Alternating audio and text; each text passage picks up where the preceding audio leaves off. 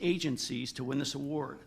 Our purchasing department has truly distinguished themselves within the state as a leader in this field. I want to congratulate the team that is here today, and we'll introduce those in a few minutes, on a job well done and for winning this well-deserved award. And this is what they ended up receiving. So a nice little 4 years, very nice, fourth year in a row. nice. Hard work on this team. Besides doing ERP and assists, they're doing all kinds of procurement for every department in the district. So, Ms. Kraft? Ms. Kraft, yes. Hi. Hi, my name is Maria Kraft, and I just want to say, Yeah, just speak right into that microphone. Just pull it towards you a little bit. I just want to say that I am very proud of my team. They are a very high-performing bunch of folks. They support the district every day, and they are behind the scene. And sometimes I want to make sure that they are recognized for all the things that they have done. You mentioned earlier about Pearson. They are very critical on the opening of that school. Kendra Meeks headed that particular project from beginning to end to get all the equipment into the school. Our warehouse team as well did a tremendous amount of work. Summer school at the same time. Ms. Jamie Haynes was with us during that time. And we juggled, but we made sure that we produced. And they continue to amaze me, continue to amaze the district every day. So I want to make sure that I can... We'll just have them stand up real quick. Is that okay? Yeah, of course. Yeah, stand up. Fantastic.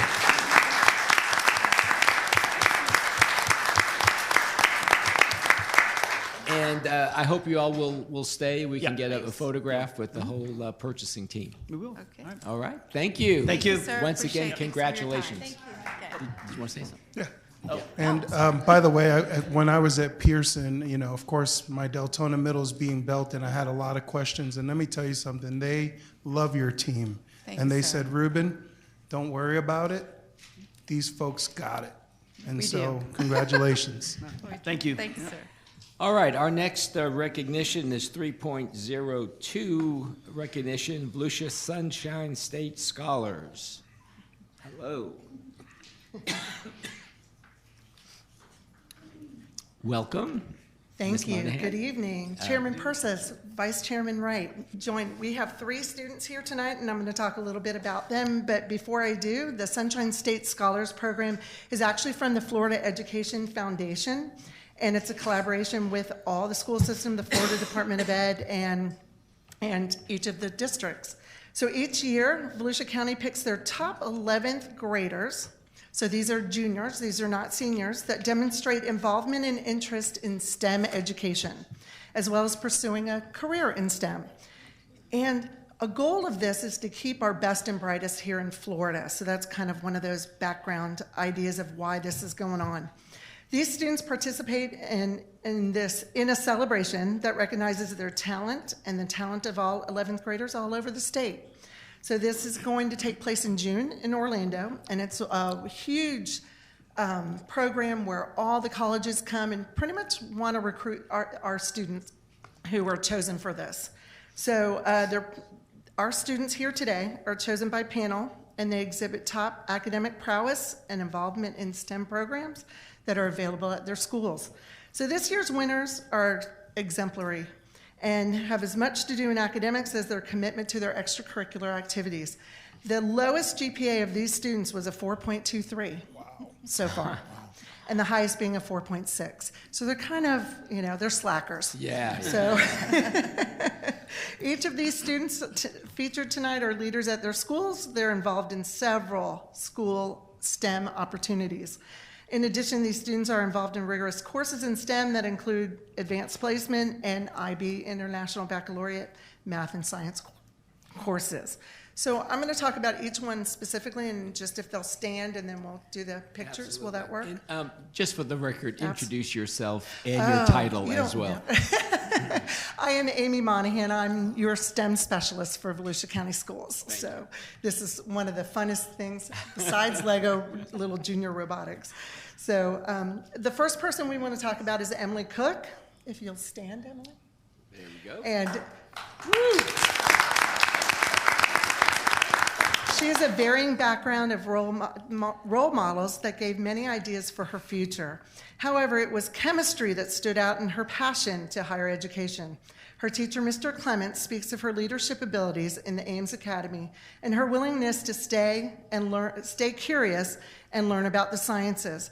Emily was an integral part in the success of Atlantic High School's Science Olympiad team. So may I present Emily Cook of Atlantic High School. Thank you. So our second winner, Amber Lee Zaragoza, is multifaceted in her exploration of STEM. Please stand. She is from Spruce Creek High School. Amber Lee has participated in research programs for a few years at University of Florida and attended the Biomedical Engineering Society's annual meeting as one of the few high school students for High School Expo. So this is a very high prestigious honor. She understands the need for collaboration and hopes to continue in the research realm in biomedical engineering.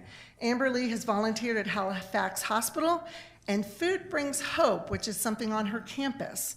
So this Girl Scout, had to bring that up, holds a myriad of accolades in Science Fair, Science Olympiad, Mu Alpha Theta, which is a math group, and the academic team. So I'd like to present Amber Lee Zaragoza of Spruce Creek High.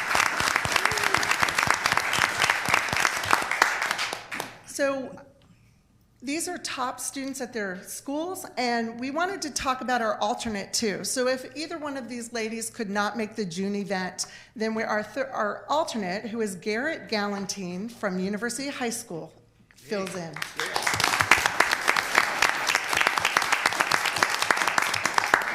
Garrett has a passion for engineering because of its incorporation of math and science, and from going to construction sites with his father when watching the project engineers.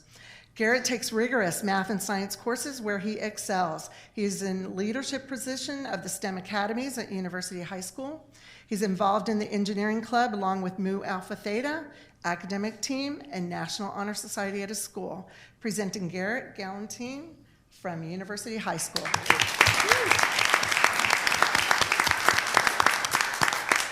And that's our scholars for this year. Oh, that's fantastic. So proud of all of them.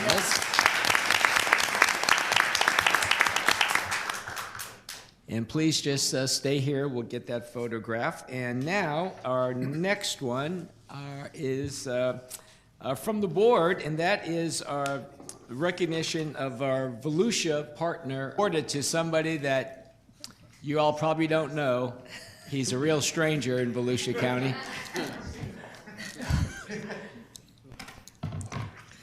Good afternoon, Chairman. Good afternoon. Who is the... I'm Nancy Waite, and I am the facilitator for the Volunteer and Partnership Programs, and I'm here to present you with Volusia's most distinguished business partner. Each year, we ask our schools and our departments to nominate their most outstanding business partners, and then we have a district selection committee that makes the selection for the organization or business that will represent our district. So this year, the Volusia County Sheriff's Office was chosen and was nominated by the Career and Technical Education Department. Sheriff Chitwood will receive the Commissioner's Business Recognition Award from the Commissioner of Education, and that will be presented to him at a state luncheon in Orlando on June 18th. And Rachel Rutledge and her department, Rachel is the coordinator of CTE, is here to tell you a little bit about the partnership and why he was selected, the Sheriff's Office was selected for this honor. Excellent. Rachel, Thank you. hello. Hello. Good evening, Chairman Persis, members of the board, Superintendent Russell. The application requested that we find someone in the community that demonstrated commitment, innovation, and creativity. And Sheriff Chitwood really rose to the top with this recognition. Without his care and concern for the youth in our community, they would not be afforded the same opportunities that they have, specifically in our criminal justice programs. He has worked to donate a car to Atlantic High School and New Smyrna Beach High.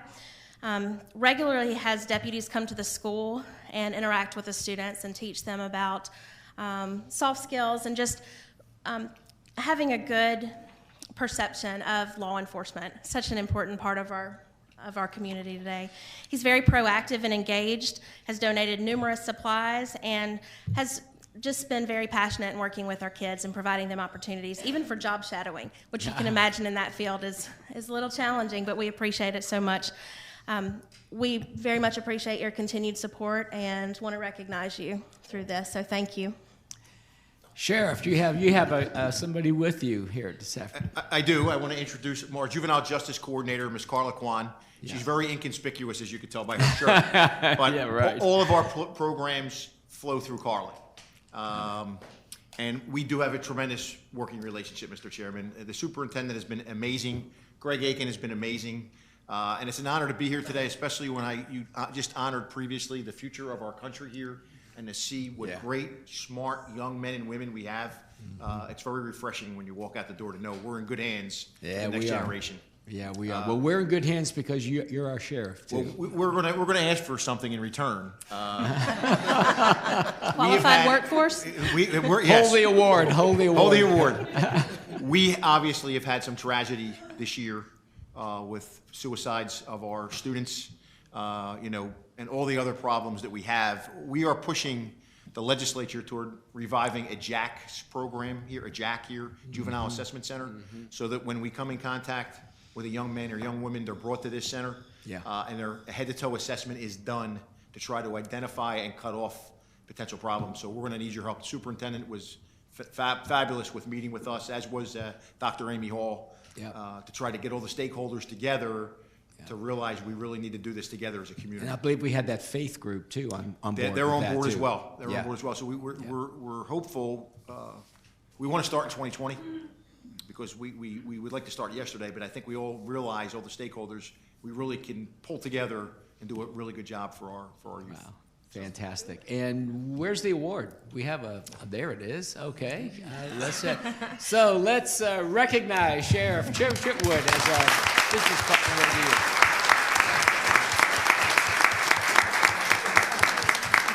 On behalf of the Sheriff's Office and all my men and women, thank you very much. Thank you. And Sheriff, if you could just stay so we could get a photo of this. And we're going to take a 5-minute break just to take a few photographs right now, okay? You going on the stairwell again? You want to go down here again? Yeah, I guess. That's best. We have so many. Okay.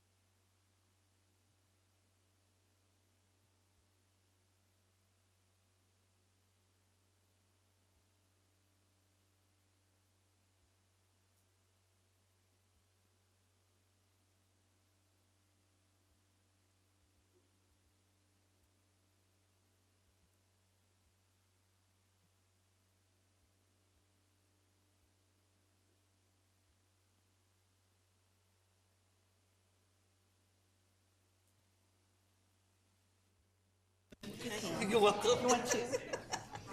Yeah, Go right ahead.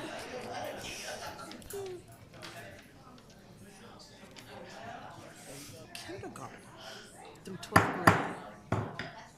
All right, we're going to reconvene our meeting. We're on item 5.01. This is removal of items from 4.01. Participation. Well, that, it's not time for that yet, till, oh, I'm sorry. I'm just not all here today. That's okay. Let's just be honest. Okay. Yes, 4.01, public participation concerning items on the consent agenda only at this time. Is there any cards for the consent agenda? That would be 4.01? No. All right, now we're going to move to 5.01. And is there any board member that wishes to remove an item from the consent agenda? Yes, Ms. Haynes. I have a question about Yes. an item on Yes. the consent agenda. Yeah, well, you want to ask your question, or you want to pull it, or? Do I need to pull it to ask the question? No, you don't need to pull it to ask a question. I'm not sure, I don't know what the question is, but we can, you can ask your question. Go ahead. And we can Go bring ahead. up a member of staff. Yeah, that's Okay. what it's for. Yes, So go ahead. it's actually item 1101, which All is the right. bid renewal for the roofing contracted labor services. My question there is, we had a bid that was approximately 200,000 that covered a 2-year period of time, and now we're looking at going to a bid that is $648,222 for a 1-year period of time. So I'm wondering why the cost tripled, and yet the time frame was reduced. Start That's over. good. Huh? Start over. I'm sorry, That's okay. And I think it was about a bid item in the cost of the bid for, Consent. So it's item 1101. Okay. And it has to do with the bid renewal for roofing. So we had a previous bid that lasted for a 2-year period of time, that the annual expenditure was approximately $200,000. We're now looking at more than tripling the cost of this bid and reducing it to just a 1-year period of time. So my question is, why is the cost tripling, and yet it's coming in for 1 year, where previously the cost was $200,000 for a 2-year period of time? Yeah, that dollar amount is just set aside that what we would use funding for re-roofing. Doesn't mean we'll spend all of that money. So we're just, what we're asking for is the proposal contract renewal for us to use those services or retain their services if need be.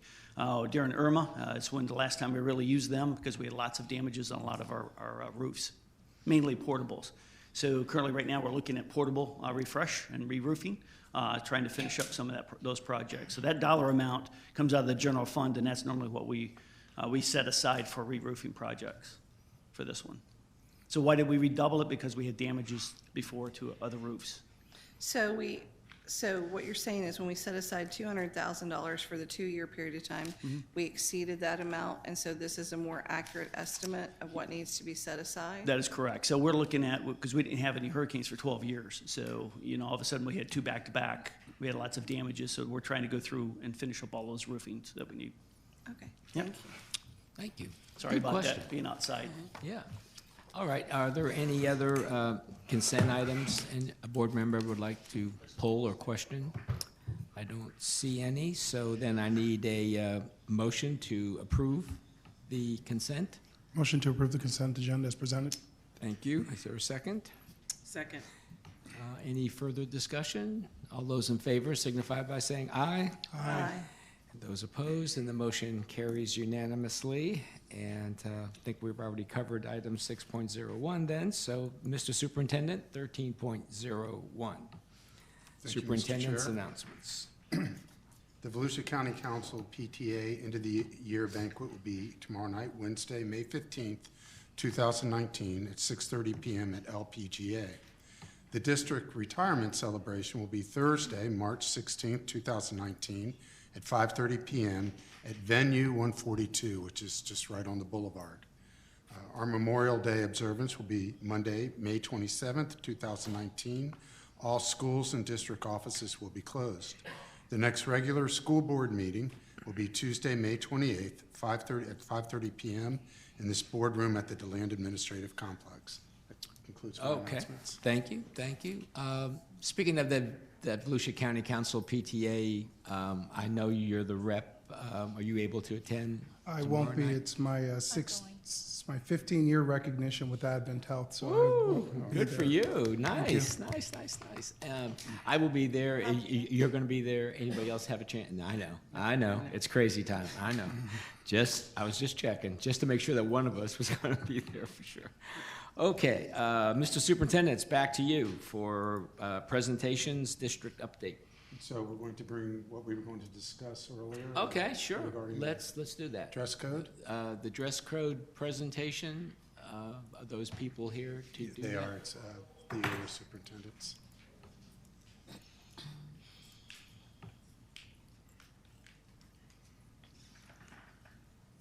I like your dress there today, Ms. Freeman. That's you, very, Mr. very, very Persis. nice.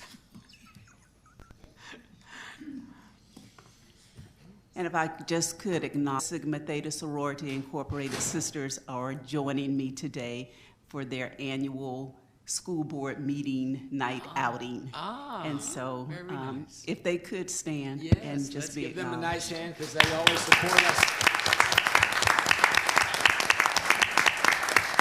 Very glad to have you ladies here. You look very nice out there.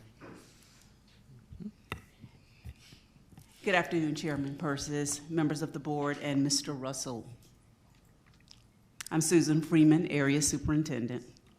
I'll start today by briefly recapping our previous uniform policy discussion. During the March 2012 board workshop, we presented the results of a survey which was conducted with principals. The survey revealed school administrators' perception of how well the uniform policy was working, barriers which they felt were contributing to noncompliance, compliance procedures which are in place at their schools, and recommendations for policy changes or adjustments.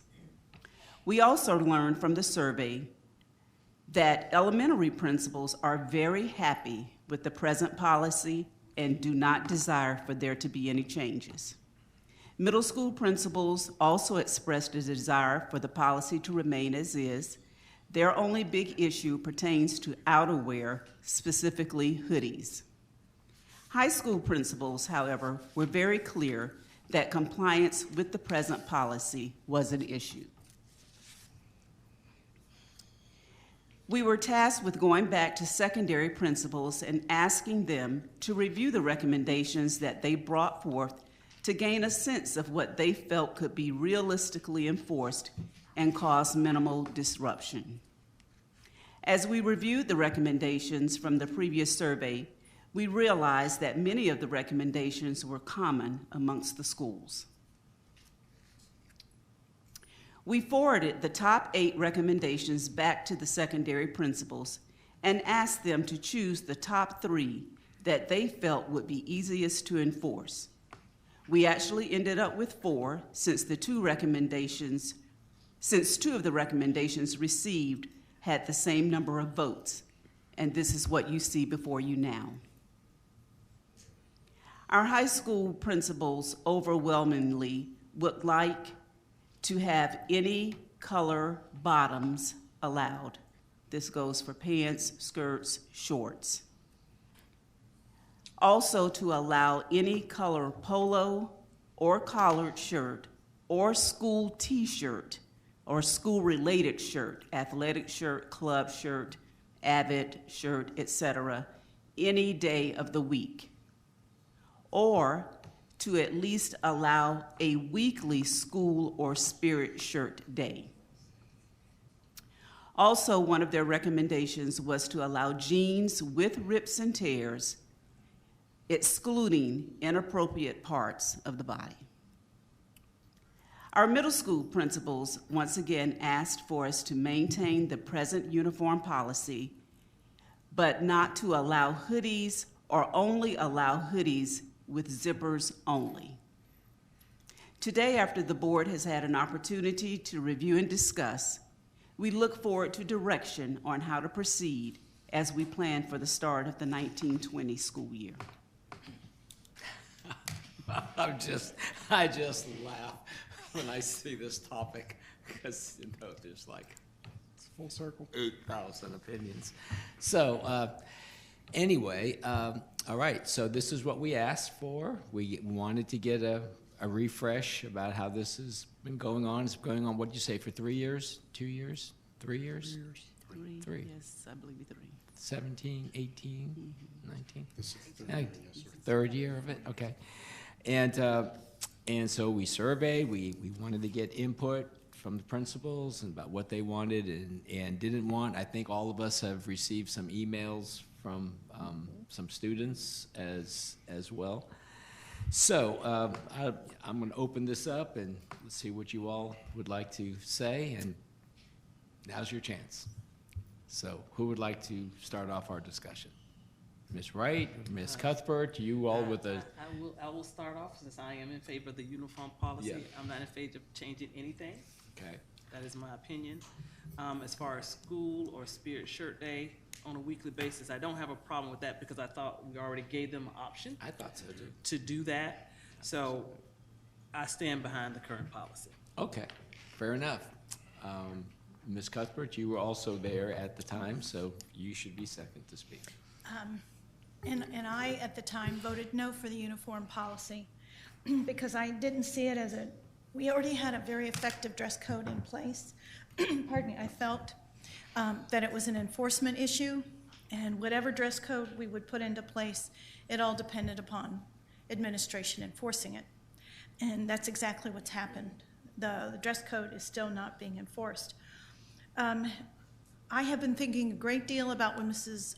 Haynes said several months ago about if there's a policy, our employees should not choose whether to enforce it or not. But also because of the problems with our high schools. And I have 5 grandchildren in high school. And talking to them, I asked what they would feel most comfortable with. They did agree with any color bottom. They did like any color polo and a school t-shirt, because one tends to wear his band t-shirt all the time. Nobody tells him. But see, if we just have a school t-shirt, it'd have to be a designated day. Otherwise, how do you know which day a child's going to wear it? A weekly or spirit day, that would be separate from the second suggestion. And they wanted to have rips and tears anywhere. And I said, well, that's where I draw the line. I don't mind jeans, but there should be no rips and no tears. We can't wear those in the workplace. We can't. I mean, that's what we all dreamed of going when we went to college. Of course, it was corduroys and stuff dragging the cement and all the little straggles. That was, the fun of going to college, because you could wear all those rips and tears. But I think in high school we should not allow that. Even if we had a rip that the thread was ripped, but you couldn't see any skin, it still would be how long would it be, how much skin. There's just too much argument. It should be simple and easy to enforce, to check. I think there's more to this than just what we are going to allow or not allow our children to wear. It's about enforcement. I think that's the whole problem, and it still continues to be. If we're going to have a single point entry, as they come in, and I do agree they should be wearing an ID. It worked beautifully at New Smyrna High, I believe so, if Ms. Alshimi can testify to that. It worked very well when they go out for lunch, coming back, you just flip that ID and their picture's right on it, everything is on it, whether they're a junior or a freshman. It's very difficult. As they come in that single point entry, usually there's an assistant principal there and or a campus advisor. You stop them right there in their tracks. And in that way, get it off the shoulders of our faculty. Enforcement of policy should be on administration, not on faculty. There's too much on teachers' shoulders to be disciplinarians. They have enough discipline within their classroom. They shouldn't do they shouldn't have to enforce school board policy in that respect as well. So that would be an easier way to do it. I am in favor of, they can wear hoodies with zippers and keep the hoods off unless it's very cold outside. They don't need to have that hoodie on because it covers up the earphones. So whatever whatever you decide, whether they wear the same, have the same policy or deviate the policy a little bit, I don't mind as long as it's enforced by administration. That was my whole point the whole time. Okay. All right. Now, Mr. Cologne and then And Ms. so Haynes.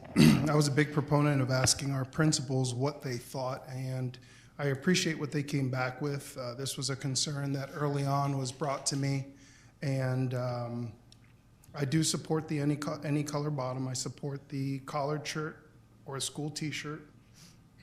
At that point, weekly school or spirit day is every day.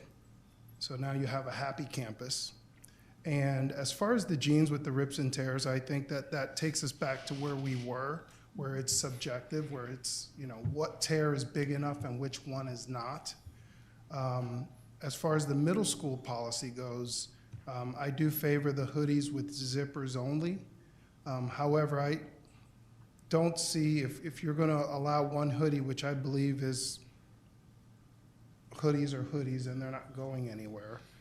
If you do allow hoodies, whether it has a zipper or not, quite frankly, what difference does it make if the zipper is up? You're not going to tell a kid, okay, take your zipper down, let me see your shirt. So I think that's a sticky situation, and mind you, for a lot of our kids, hoodies are their winter jackets.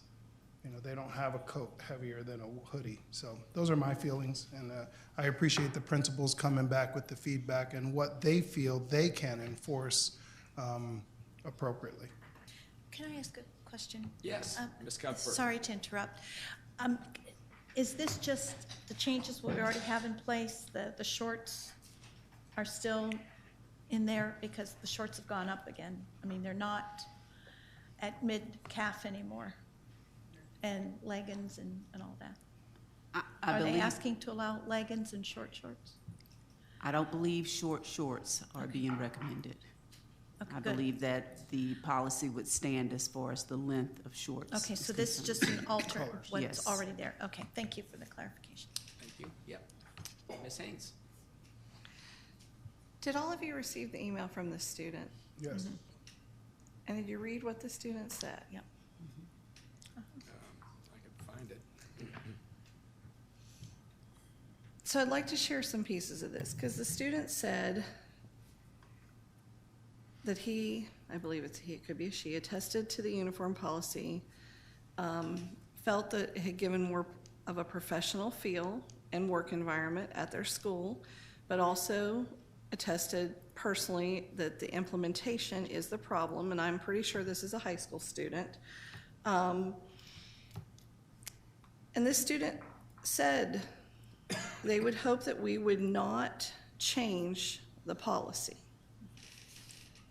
They did feel that possibly, any color being okay, but didn't like neon colors. And went on to talk about even the hoodies and talked about the temperature of the weather, whether, no hoodies if it's above a certain temperature versus hoodies as a winter jacket if it's below. But what this student said is, we've started on a path basically with a policy, and the student said not to go backwards. At the same time, when I look at what the high school is saying, I am not at all in favor of ripped jeans, because the statement there was about as long as the appropriate areas are covered. Well, then who do we have walking around looking to see if the appropriate areas are, if the rips and tears are in or not in the appropriate areas? Because then we're going to have a student or a parent turn around and claim, this male assistant principal was looking at my daughter and claimed that the tear was in the wrong place, and now we have a bigger issue than what we would have had. So I'm not for any ripped or torn clothing at all. And this student even shared why, from a student aspect, why hoodies are a problem, which I thought was interesting because so far we'd only heard from adults about either for hoodies or against hoodies, and here's a student's viewpoint. And the student said, underneath the hoodie is not the appropriate attire. And they're hiding that they're not wearing the appropriate attire. That's from a student viewpoint. I didn't sit on this board when this decision was made. I felt like it became a wide open, and I don't know, I mean, we say we have a uniform policy. We don't. To me, it's almost like anything goes as long as it's kind of within these parameters. If we were gonna have it, I'd say it needs to be stricter, you know, or it needs to be clearer. But no matter what we do, and, you know, I appreciate that elementary schools are saying leave it alone, that they're happy with it, but I walk onto elementary campuses all the time where it's not being followed. So I found it interesting that elementary's happy with it when it's not being followed. I mean, and everybody's like, oh, well, were you there on a Friday? Because, you know, Friday they allow different things. Nope, I was there on a Tuesday, I was there on a Wednesday, I was there on a Monday. And I'm telling you, those little kids look really cute in uniforms. They truly do. Like when you see little ones walking down and they're all uniform and looking nice, it's a great thing to see. But when you go on, you go from one campus and drive 5 minutes later. So I was surprised elementary said just leave it alone because it's working, because I don't see it working even at elementary. I agree.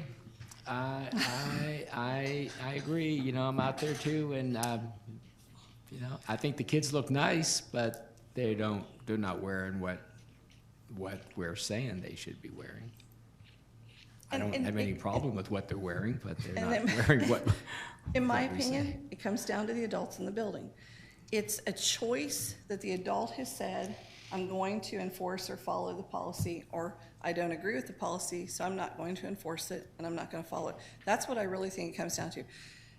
It's the adults, because a 6-year-old does not pick out what their clothes are to show up at school. It's mom or dad saying, I don't agree with the policy, I'm not putting you in it. Or they show up, you know, if they're 8 or 10 and they change something, and it's the adults saying, well, we're not enforcing it, whatever you show up in is fine.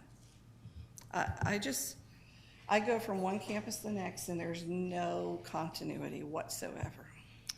All right, so I think it looks like 3 to 4 people here that want to change what we are currently stating. And what I heard 3 or 4 people say was that any color shirt, if you put those recommendations back up, Ms. Freeman, on the slide from the principals, somebody have that? Mr. Shigeru. Anyway, I think it was any color shirt, polo. I think it has to be a polo though, right? No, any polo, collared shirt, t-shirt, school shirt, anything like that. Now, I'm just assuming that we are still not allowing any sort of profanity or drug, alcohol related. No, if you're referring to number 2, it would have to be a school t-shirt, whether it be an athletic shirt, a club shirt, Avid shirt, a polo shirt of any color, or a collared shirt of any color. Yeah, but I mean, they could wear a color polo shirt. Yes. Just go to the store, buy it off the rack, any color polo shirt would be fine. Correct. Right. Collared shirts. What I'm saying is we are not allowing T-shirts with profanity and No. things that The advocate t-shirt promote. would have to be a school Got it. shirt. Okay, I see what you're saying. The T-shirt would have to be a school T-shirt.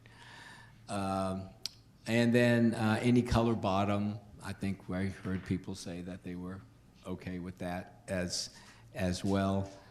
And I think most people said that they did not want the rips in the jeans. My concern, and I don't have a daughter in that age group anymore, but do they sell jeans that don't have rips in them? I mean, that's what, okay. because I've never seen anybody wear them, but I guess they do make them though, so right? They make 'em. Okay, well, that's good to know. So don't want to say you can't wear something that you can't buy.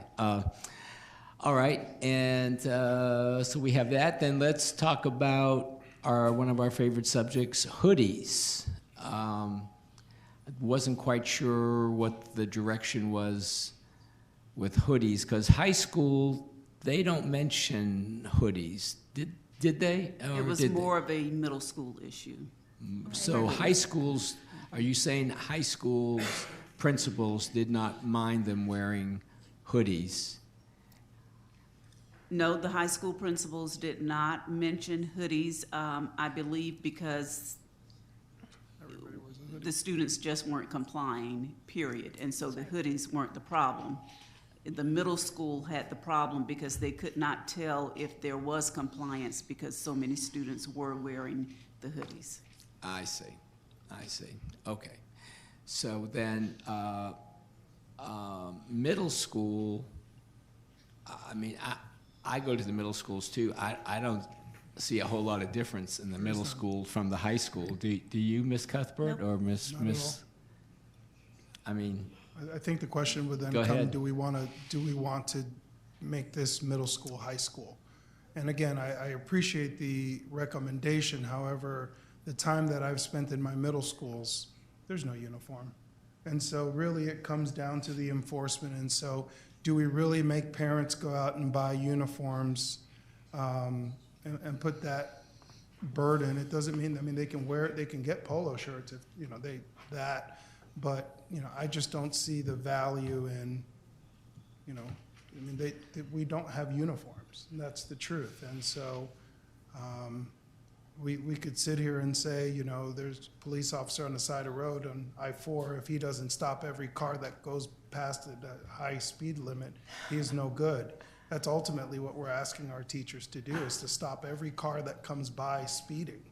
And I don't think that that's, like Ms. Cuthbert said, our teachers, this has really bogged down our teachers when our APs are spending half their day dealing with uniform stuff, and that's only because they're, don't have the time to do it all day, because if they could do it all day, they would be doing this all day.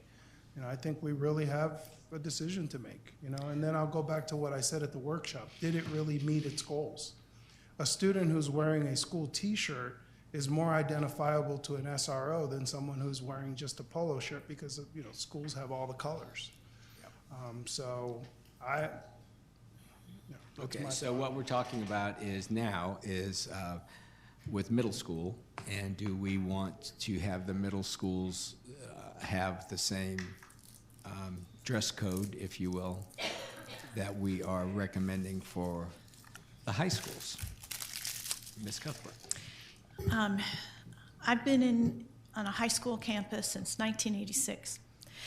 Dress code has always been an issue, but it's more of an issue now than it was 3 or 4 years ago. Before, it was pulling your pants up and keeping the cleavage. Some kids aren't able to afford a uniform, and I know we're going to have the same trouble if we don't organize it a little bit better and make it easier to enforce. If there is a lot of kids are dropped off. Administrators are right out front. As those kids come out of their cars, they come off the buses, or they're going into a single point entry. We can establish right then and there, even before it gets into the classroom. There has to be a routine that is set at each and every school, no matter what the school dress code is. And that's why I voted against it, because it wasn't about dress, it was about enforcement. And still, we all discussed enforcement. If you want to keep the same policy, that's fine with me. I'm concerned about the enforcement of it. Just do not push it off onto teachers, because how many times I would say to a young lady, your shorts are a little too short, your blouse needs to be pulled up. She says, why are you talking to me that way? I just talked to the principal. He didn't say anything. So, and there's always an excuse. And a lot of these high school kids go off campus. They're going to dual enrollment. They are going out to lunch. They have other, they'll go to work, there's OJT. So they represent our schools as they leave our campuses. So we have to instill pride in our dress and pride in ourselves. So if we go back to the dress code that we had 4 years ago, that's fine with me, as long as it's enforced. Mrs. Wright says keep the same policy. That is okay with me too, as long as it's enforced. If we change it to any of this, that's okay. I just don't want any rips or tears. It's okay as long as it's enforced and off the shoulders of teachers. Okay, and as you know, in secondary school, one of the most common ways it's enforced now That's right, that's the problem. is first period teachers have the responsibility. That's how it's usually set up at the schools because, you know, but even though that makes perfect sense, it doesn't. Doesn't work. It isn't done. It all the punishes way. that first period teacher. And I don't know who had their hand up first. Miss Wright. You want me to Go ahead. And so I hear my colleagues, I totally disagree with Ms. Cuthbert because the reason we got to this point is because of the ridiculous dress of our students. And I'm not going to belabor, I'm not going to fuss, I'm not going to fight. I've already made my point. But in addition to that, when we send them out to the public, and they graduate from high school, and they walk into a career, they're not prepared, and I think all of us hear about their soft skills. So at the end of the day, the product will speak for itself. And when they don't get hired, and we can't find them jobs, it's gonna come back to what happened in high school. If nothing as simple as they are tired. So do whatever you want. Okay, Miss Haynes. Miss Haynes. I do not want to go back to where we were.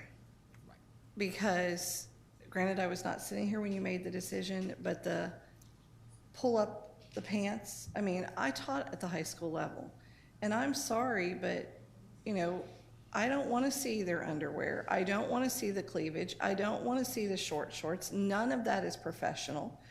You're not going to get a job in the real world in that manner. And so I don't want to revert back to where we were because I don't want, I mean, and the problem is, you know, when the young lady says to you, well, the principal didn't say anything, he didn't say anything because it goes back to what I just said. The minute the male calls out the female on that campus, we have a whole nother issue because the young lady goes home and says to the mother, he was looking at my cleavage and told me my shirt was too low and that I had to pull it up or I had to change, and then it all breaks loose. I still go back to that when the decision was made, it started out very clean, cut, and clear. It was like khaki. Khaki was the color, it was khaki bottoms. However, you know, as long as they were not short shorts and they were pulled up. And then it was, you know, allow X number color polos. And I'm not even so concerned about a color of a polo. It was just that there was uniformity there. Then we went into, we added jeans and we added black and we added white and we added blue. I mean, it just grew to the point that it's like, is it really a uniform policy? But whether it is or not, it's not enforced. So I just have never been in a situation in my life where if there is a rule or a policy or a procedure that I have to follow, that I got a choice not to have to follow that or not to enforce it. Because, you know, when I was a teacher, if you as a school board or the district said, you have to do this, I was expected to do it. I didn't get to bring my own viewpoint and go, well, I really don't care if they wear short shorts or if the guys never have their pants pulled up the right way. I didn't get the choice. I had to follow it. So, and I understand not putting it on the teachers, and I like the single point entry thing that somebody's there. Here's what it really comes down to. No matter what we do, it comes down to the enforcement piece. And if you start on day one and you take a stand and you enforce it and people figure out you're not going to back down, eventually it all falls into place. But I just don't see it enforced at any level. No, I'm not arguing. So we need to give direction, though. Now, I think we can all agree with this, that the things that we did not allow before we adopted the the uniform policy in 2016 or 15, whenever it was, those things that we did not allow then, we still don't want to allow now. I mean, those are still not allowed. So baggy pants and short shorts and all those kinds of things that we had in our original dress code, you know, those are still, I mean, even though it doesn't say that right there, but that's got to be spelled out too, the things that they can't wear as well as what they can wear. Because sometimes, you know, if you don't say it, they'll find a way to say, well, it doesn't say I can't wear this, so you gotta have some good language there, so that the students know, and the teachers know, and the principals know, you know, what are we saying here? And when it gets to the middle school piece, you know, I think we got to decide as a board, do we want to just keep the middle school more like the elementary school, and keep the uniform policy the way it is now? Or do we want to make the middle school more like the high school, the way we're changing the high school to be? So that's the decision. Do you see elementary, I mean, when you look at it, a middle school from 6 through 12 is called secondary school? Yes. Now, you know, if you look at it that way, I can live with either. Yes, Mr. Cole, you look like you want to say something. My only reservation with the middle schools is that I was very big on saying what do the principals feel they can enforce and what they want. And so I think based on the recommendation and having heard the conversations, I think that we could probably add this to our next agenda as an action item for the board. Based on the conversations that have been had for the high school, I would honor, though I don't agree with it, I don't have to do this every day. So I would honor the recommendation of the middle school principals to keep it as it is. So that's what I'm thinking we should do. And I will turn that into a motion. Okay. That's a pretty broad Can I say- motion, so I'm not sure, but Right. is there a second to the motion? In other words, keep high school based on the recommendation minus I think the consensus was we didn't want the ripped jeans, Right? correct? Rips I'm just- or tears. If you it gotta was say, coming you know. before us. And then to maintain the present uniform policy. I personally don't believe we should go after the hoodies, because it really doesn't make a difference whether it's zipped or not. However, so that would be to place an action item based on the recommendations for the next school board meeting. That's my motion. Okay, is there a second?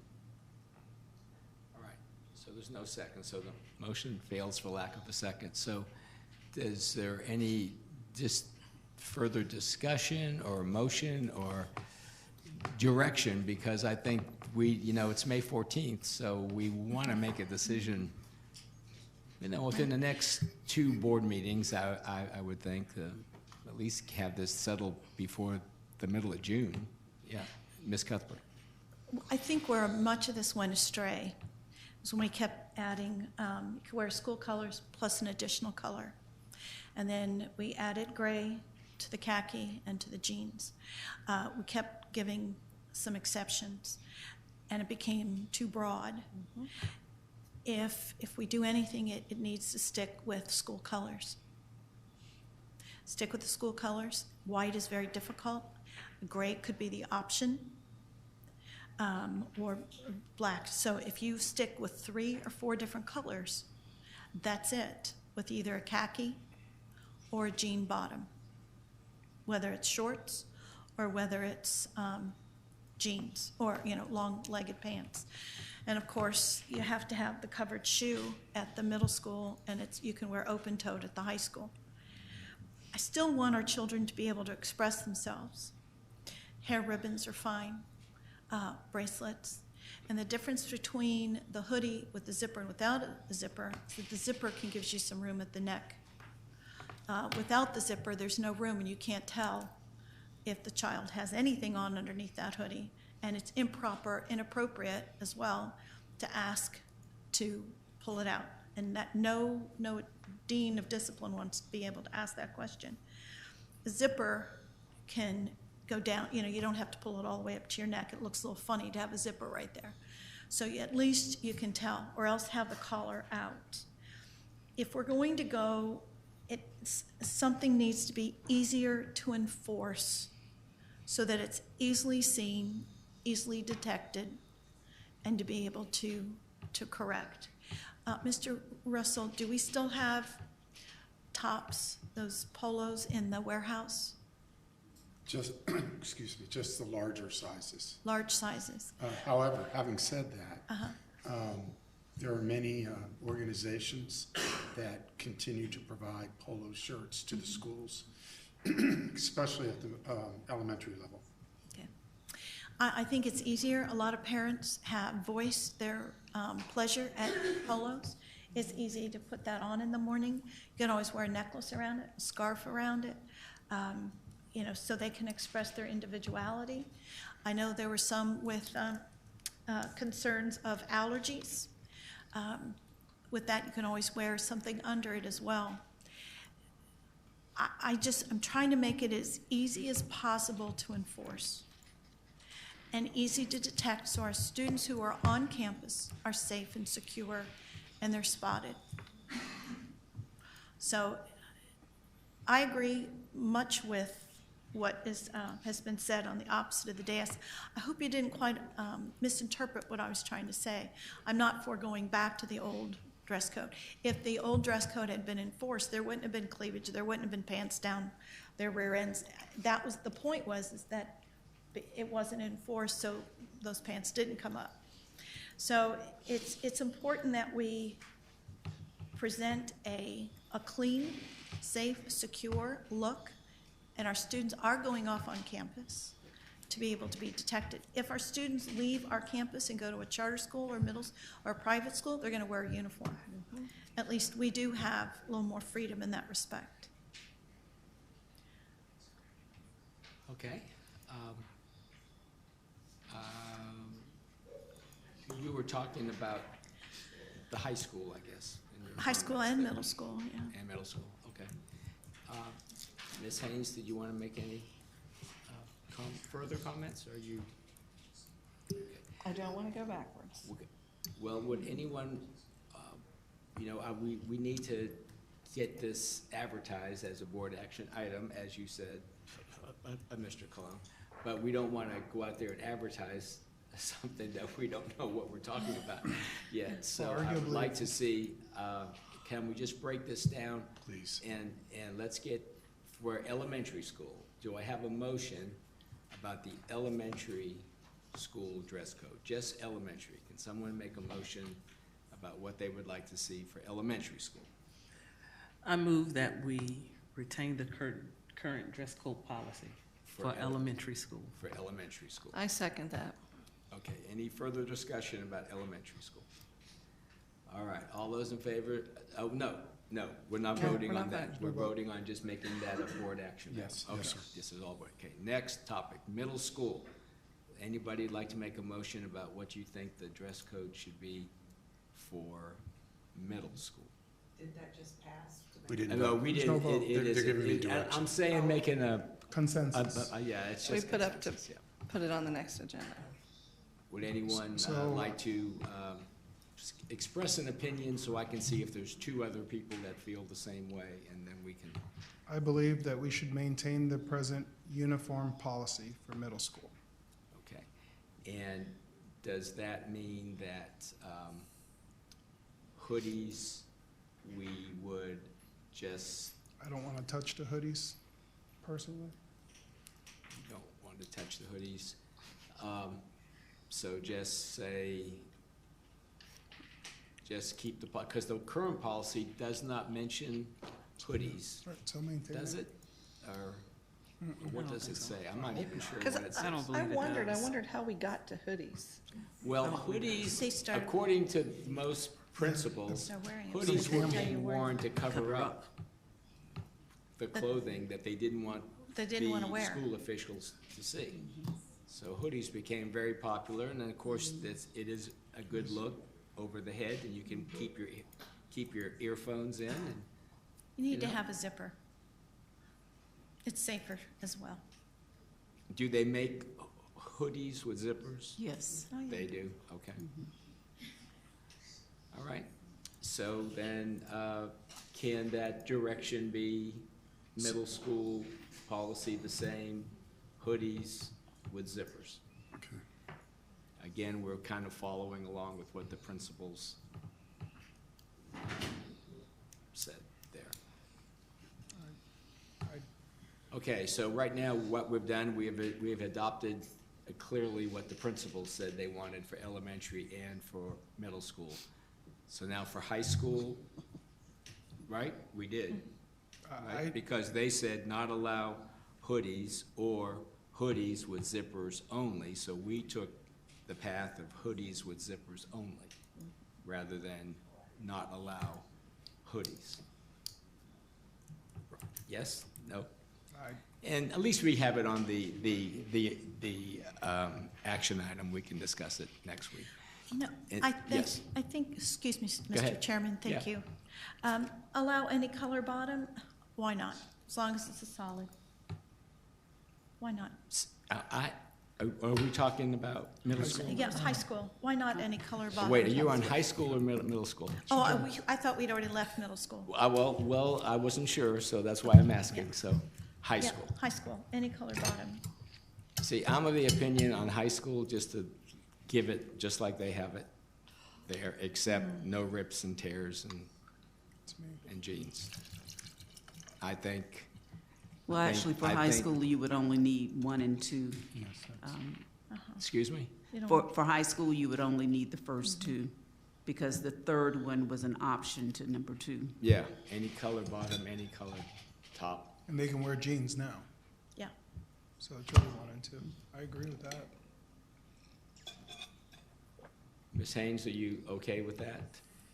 The first 2 bullets for high school? Okay, so the problem is when we say any color bottom, are we opening it up to, Neon. or no, multicolored? Do you know what I'm saying? Are we opening it up to patterns? Are we opening it No, I up to said solid, designs? solid. Are we opening it up to symbols?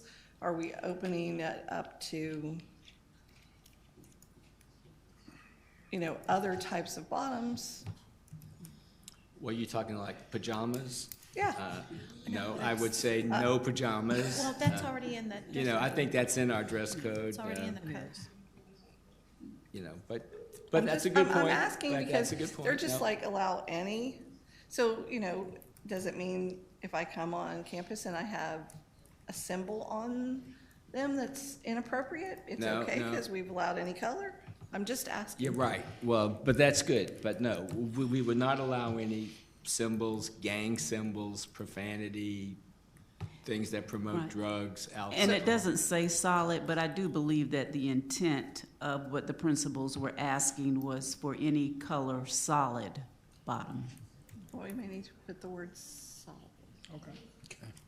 That's fine. Any colored solid. So- And solid can Or mean. solid color. We're gonna get hot pink. There's. I'm just saying. There's, That's okay. there's stonewash jeans and all of that. I mean, it's not solid, you know what I'm No, talking and about. I'm okay with it. I When know, my- I know, I I picked know. my battles when my son went to middle school and he wore a hot pink shirt that said, real men wear pink. I was like, okay, go ahead. That's fine. That's fine. All right, so that's what we have, the first 2, and elementary the same, and middle school, the hoodies with zippers only, and the uniform. At least that's what we're advertising for the next board Does meeting. the hoodies Yes. need to be added to high school? Huh?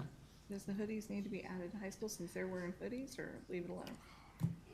Hoodies did not come up as a high school It did not. item. But I see your point. Is your point that if hoodies, is it assumed hoodies are allowed? And if they are allowed, do they mean any kind of hoodies, or do those have to be zippers only too?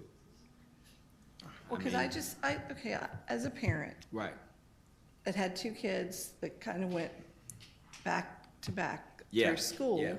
if I bought hoodies with zippers for both of mine when they were in middle school, and my daughter, trust me, in high school still wore the same size she wore in middle school, well, now do I have to go buy a different hoodie because everybody on the high school campus is now wearing just a regular? I'm just saying. Yeah. If we're No, looking at- it's a good point. It's a good point.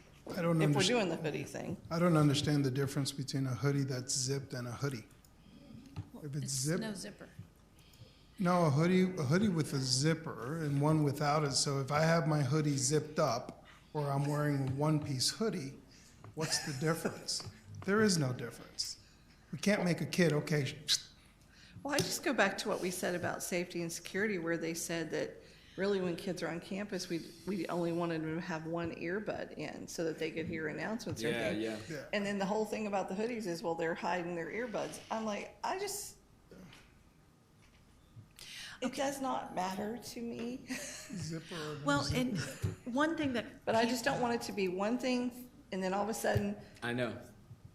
it's another thing. Well, you know what? If we put this out there, in the next 2 weeks, we will hear and we'll get clarification, I'm sure, from the principals and from the public about what really makes sense. But I do like your point about whatever is at middle school with the hoodie, whatever that policy is, if there is one or none, then it needs to be in both, because you don't want to make things difficult for parents along that way.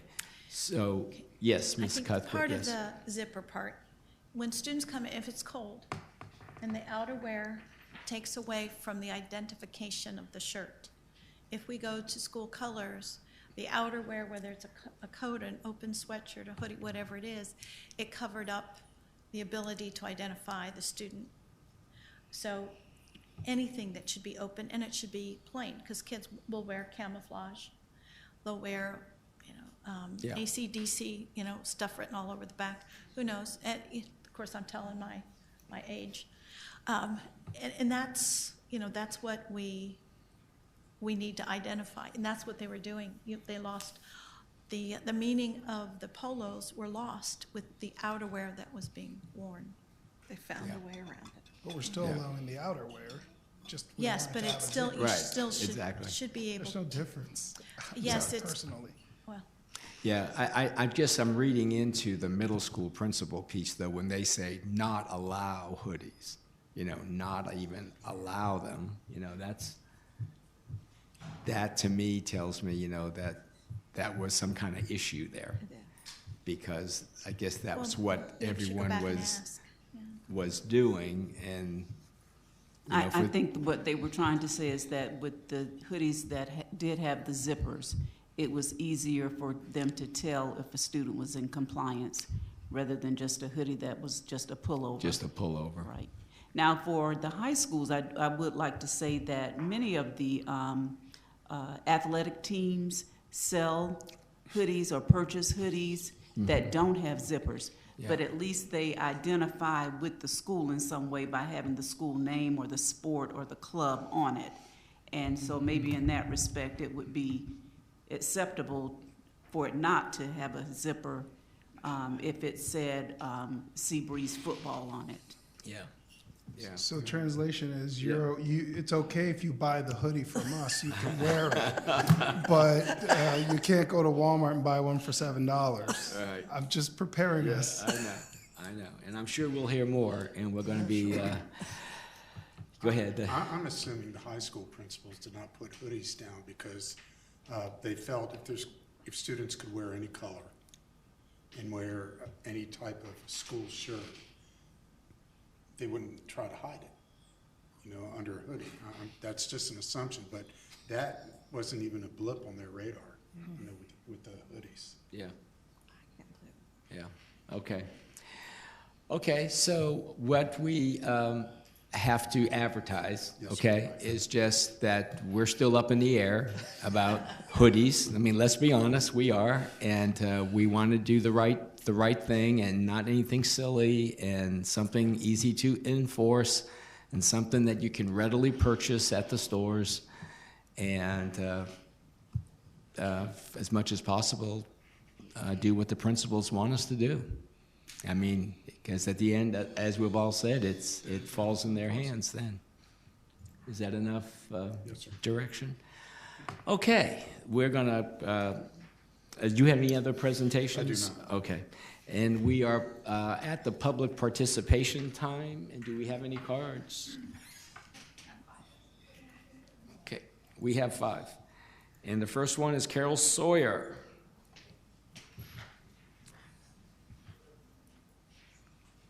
She's been here all day with us.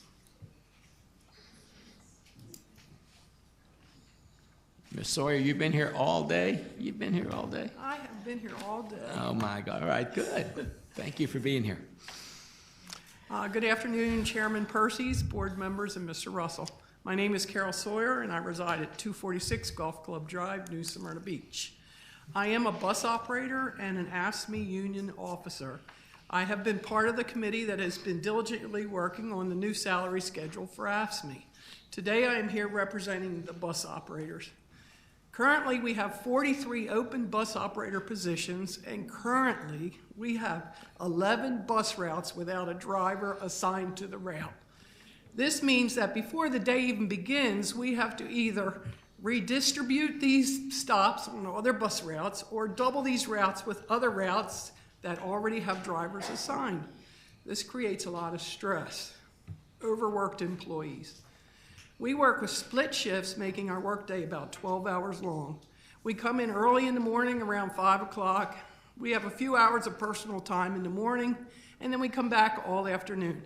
Many go to bed as early as 8 o'clock at night. We get up around 4 in the morning. This is a very hard schedule to maintain. There are the physical aspects of driving a bus. We have many bus operators with foot, knee, and hip problems and lower back pains from stopping a 25,000-pound vehicle many times over in one day. You currently have a group of bus operators that are trained, experienced, and dedicated employees to help carry out the mission of our school district safely on a daily basis.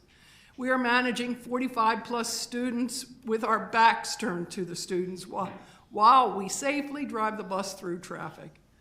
The private sector is getting more competitive with rising wages and benefits for jobs with less responsibility, and that is looking very good to some of our newer bus operators, which is about 50 employees. It makes fiscal sense for our school district to invest more in the current bus operators than to lose them to the private sector. The families and communities we serve deserve the best, and our trained and experienced drivers give them this. Bus operators currently start around $12 an hour, and you could go to Walmart and Publix and start at $13 an hour without any experience. I am asking that you seriously consider raising the current wages for our bus operators. Do we really want to start losing our current bus operators and replace them with new bus operators? That will cost the district thousands of dollars to train each one. In doing so, you are investing in the future of Volusia County schools in a very real and tangible way. By investing in our current bus operators, you are ensuring our students and communities we serve have the best trained bus operators behind the wheel. I am asking you to please invest additional funds to raise the starting salary for our bus operators to $13 an hour.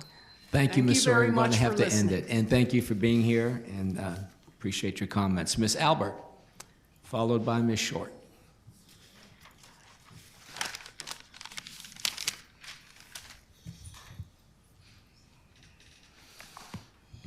Good evening. Good afternoon, Chairman Persis, board members, Superintendent Russell, and members of the audience. I too have been here all day since 11 o'clock, listening to the going on during the workshop and listening to all the information that's been shared with you. And would you believe it, that some of the information that was shared with you hasn't been finalized yet and perhaps is not completely accurate. I want to just reference the PowerPoint here, where it talked about the market rate adjustment and the longevity supplements. Those have not been finalized. Those came out of the very good work that I sat in front of you at the last board meeting and shared with another member of the committee. And I can tell you, I was very surprised today when I heard some comments related to the work of the salary committee. Yesterday, I spoke to Mr. Russell about an MOU that's been going back and forth between the district and our office. We are trying to finalize the language in the MOU so that it clearly reflects the intent of the salary committee. What we have up until this point is a document that does not do that. And I can tell you that the 7 of us, when we walked away from that committee, we were all in lockstep. And I don't know what has happened from the last day that we met as a committee until we received these MOUs, but it's not articulating what the members of this committee set forth. And so I will remind you what the contract actually says as it relates to the salary committee. I'll read it to you. The committee shall complete its work no later than April 15th, 2019, which we did. A final report and recommendation shall be presented at that time to the superintendent and union president for review. We've been trying to get this right ever since.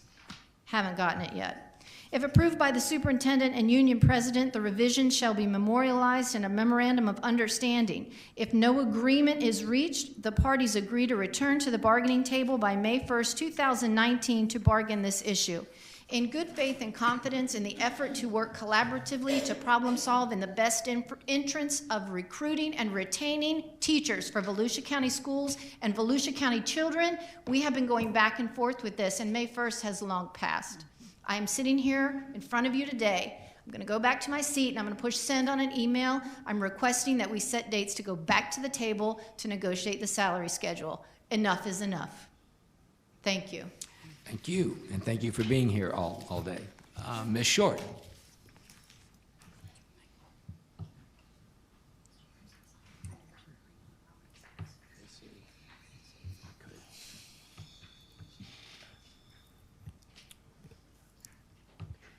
Hi.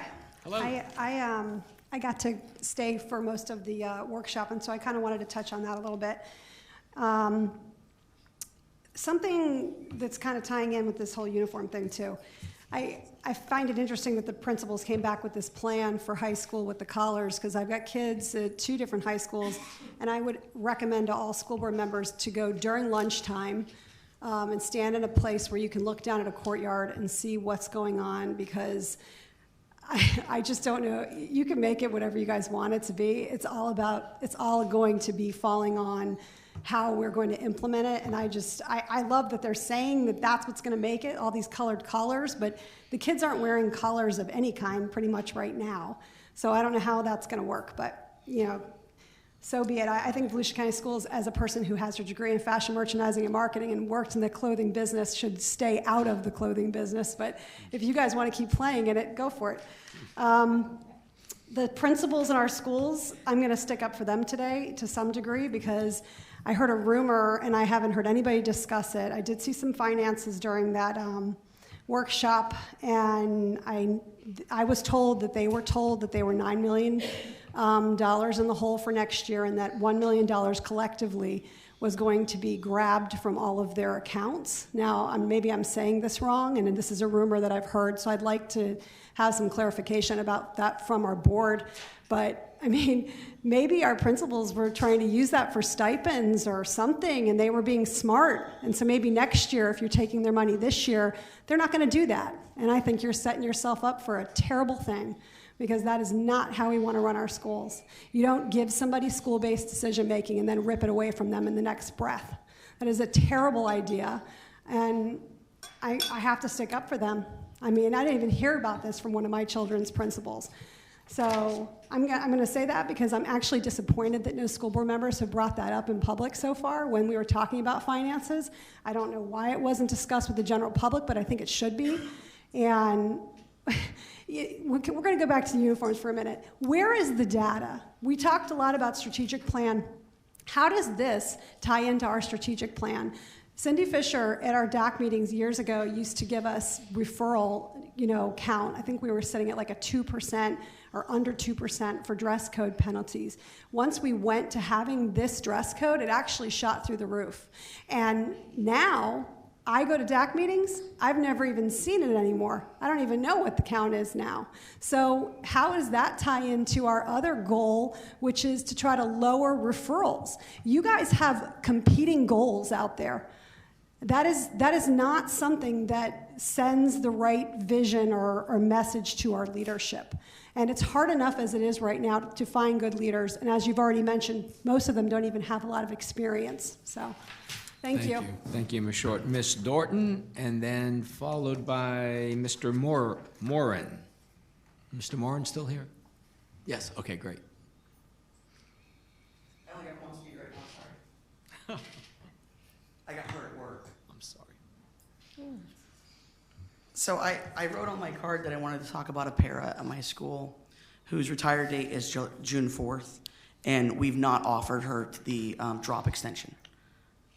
We have God knows how many openings right now because we don't know. Let's be honest. We don't know how many openings we have in Volusia County Schools.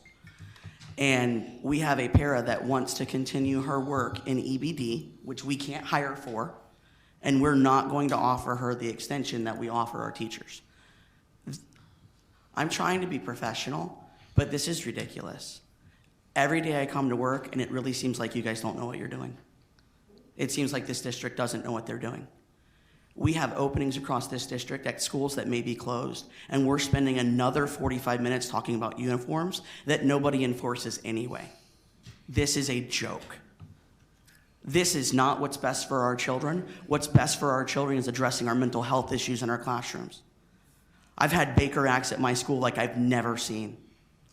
And we talk about uniforms. Ms. Wright's right.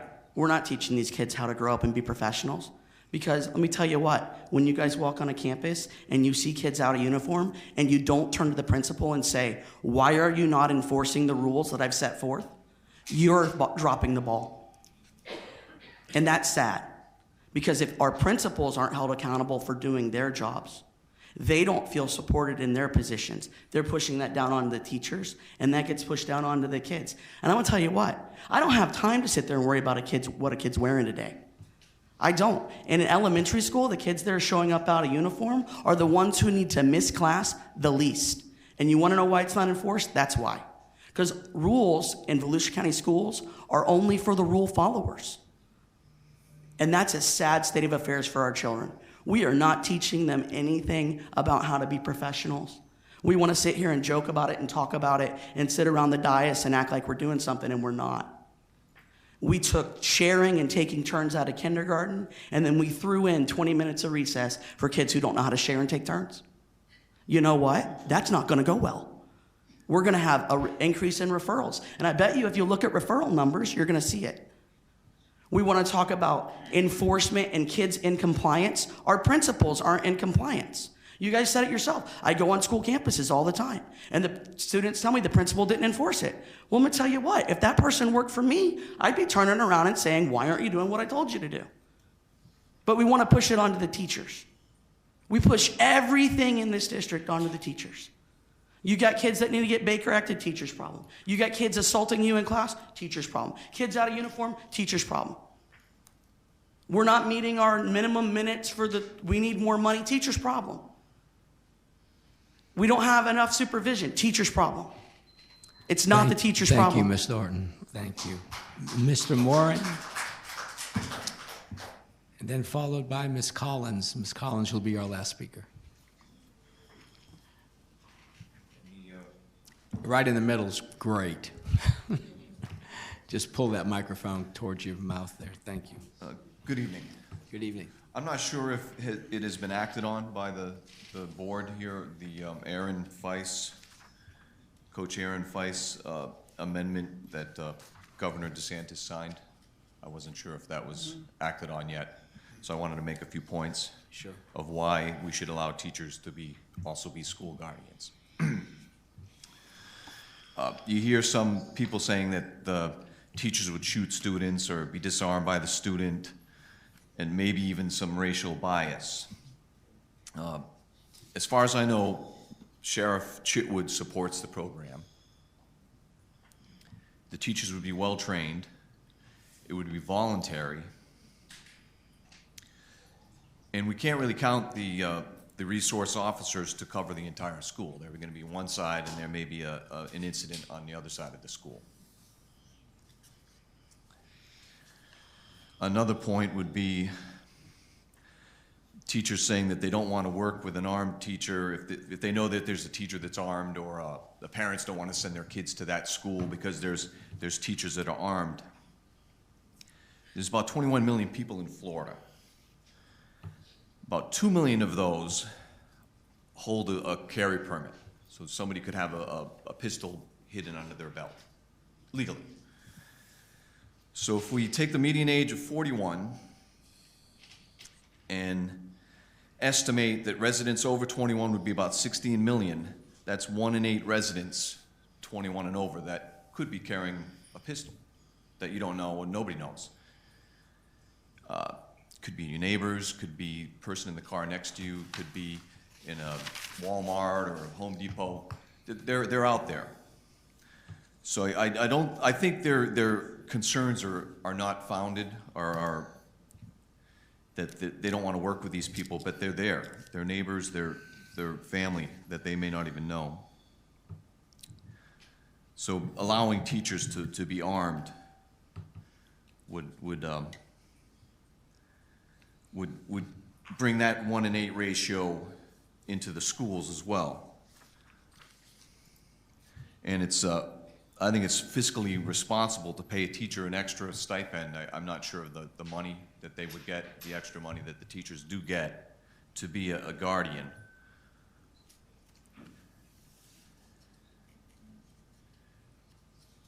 And the money saved, instead of hiring additional security officers like some districts are doing, you could pay a teacher a little bit more where they would be there just in case, and they're also a teacher.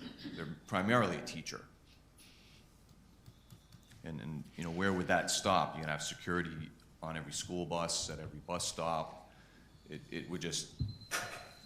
Mr. Moran will have to stop there, but thank you again for coming and for your comments. And now, Ms. Collins, you could give those to Ms. Spire there.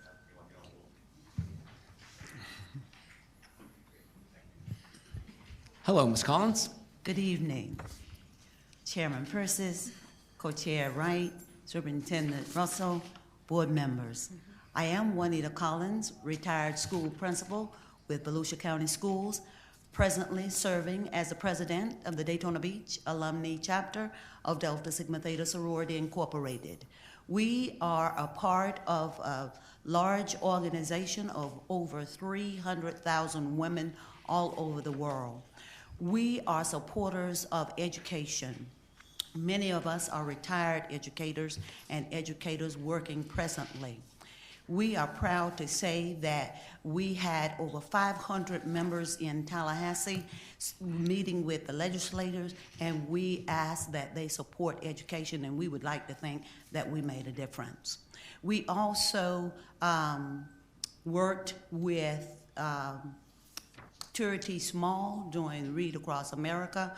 We gave over 100 books to Westside Elementary, and we are proud to say this year we are giving over $10,000 to high school graduating seniors here in Volusia County. So we do want to say that we are proud to be a part of Volusia County, and we hope to serve and hope to hear from you and your principals and how we can serve Volusia County and its schools better. I thank you so much, and have a great evening. We thank you, and we're proud to have you support us, and we appreciate it.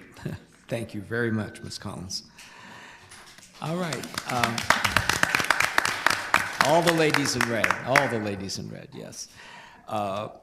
Okay, public participation part is over. We did presentations. Human resources update. Ms. Dana Page Pender, Chief Human Resources Officer. No. Did we skip district update? No, that was the uniform was So the we're not going district. to talk about Chisholm? I will at the end. Okay, gotcha. Okay, we're ready. Chairman Persis, board members, Superintendent Russell. I just wanted to take a brief moment and share some positive news today. And we've shared this with our principals, who are in turn sharing it with their teachers. We have 136 teachers currently that have to pass the general knowledge exam. The good news is they now have 3 years to pass it. So that bubble of teachers that we were concerned about this summer is not going to take place. They have through the entire temporary certificate in order to pass the GK exam. So that is one of the things that we can take off the table as we look forward to filling our vacancies. So And these would be annual contract, first-year teachers maybe, or Right, second? teachers on a temporary First-year certificate, teachers. that's correct. And so everyone, I'm just assuming now, that everyone that received a good evaluation will be coming back. That's what you're saying? Because they don't have to take that The test? general knowledge, correct. Right. Anyone who had the general knowledge looming over their heads, and that actually may even bring back some folks from last year that didn't pass it within the first year. They will likely be able to come back and continue working through the general knowledge exam in a teaching capacity. That's good. So, and as promised, if you were out on our website, hiring has begun. When I looked at about 8:30 this morning, I believe there were 179 instructional vacancies out there. That may have changed throughout the day as people have sent in requests to hires. We've already started clearing people for next year, but we are in full swing getting people through the process. 179. Yes. Wow. Yep. So that was Amazing. it. Short. Amazing. but- Amazing. Questions from Ms. Dana Page Pender? Okay, thank you. And our next presenter will be about student discipline. Cindy Fisher for items 1701 and 1702. Good evening. Well, is it evening? Good afternoon? Well, it's almost. Almost evening. Well, good evening, Chairman evening. Persis, board members, and Mr. Russell. Today we have 2 requests concerning student discipline. For the first request, a recommendation is made that the superintendent request the board extend the suspension on students Alpha ID 1 RZQF, 1 RPWG, 1 RDEE, 1 SXSS, 1 RBGN, 1 RBMR, 1 QGAJ, 1 XVEQ, 1 UBUO, 1 RQGW, 1 TWYG, and 1 SVBC from school attendance through May 28, 2019, for the purpose of further study and evaluation. Thank you, Mr. Superintendent. The superintendent recommends the board extend the suspension of the aforementioned students from school attendance through May 28, 2019, for the purpose of further study and evaluation. Thank you. You heard the recommendation. We have a motion, and then we'll have a question, okay? A motion to approve the recommendation? Motion to approve the recommendation. Thank you, Mr. Colon, and a second? Second. Second from Ms. Wright. Ms. Cuthbert, question? I think you said, the third one from the last was, you said 1 RQGW, it's GQ. At least it's on our paperwork. I have RQGW. Just on ours. Let me see. Yeah, I've got RQGW on Okay, on I all of see it in the the. bottom, but in the top it's not there. RQGQ. Okay, I just, at the top. Okay. On the motion? The motion was RQGW, right? Yeah, so that one's correct. Yeah, it's just the paperwork at the top is. In the attendance, oh, you are correct, in the heading for the Yes. attendance request, yeah. Okay. Okay, we can correct that. Just want to make sure. Okay, so we have it correct in the motion. The correct is correct in the That's what matters, yes. Okay. All those in favor signify by saying aye. Aye. Aye, opposed, motion carries. Ms. Fisher? For the second request, a recommendation is made that the superintendent request the board extend the suspension on students alpha ID 1PMRX, 1VZYH, 1TVVN, and 1PHIG from school-sponsored transportation through May the 28th, 2019, for the purpose of further study and evaluation. Thank you. Mr. The Russell? superintendent recommends the board extend the suspension of the aforementioned students from school-sponsored transportation through May 28th, 2019, for the purpose of further study and evaluation. Thank you. You've heard the recommendation. Do I have a motion? Motion. Thank you, Ms. Haynes. And a second? A second. Ms. Cuthbert, any further discussion? All those in favor signify by saying aye. Aye. Aye, and those opposed, and the motion carries unanimously. Thank you, Ms. Fisher. And item 18.01, this is a presentation from District Advisory Committee Annual Report. Ms. Schultz. Hello. Hello, are you doing a solo act here Well, tonight? Miss Angela Kopnicki was in here a few minutes ago to do it. We have requests. We're going to take a 5-minute break, okay? Okay.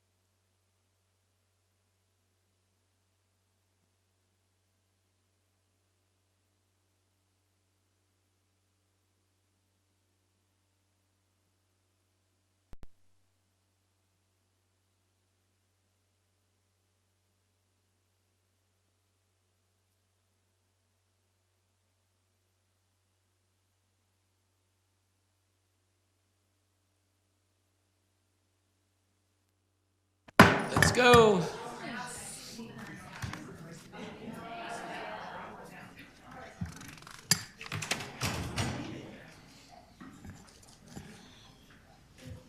All right, we're reconvening the meeting, and we are back to where we were when we took our break, and that is on item 18.01, District Advisory Committee Annual Report. And if you all would just introduce yourselves before you speak. Okay.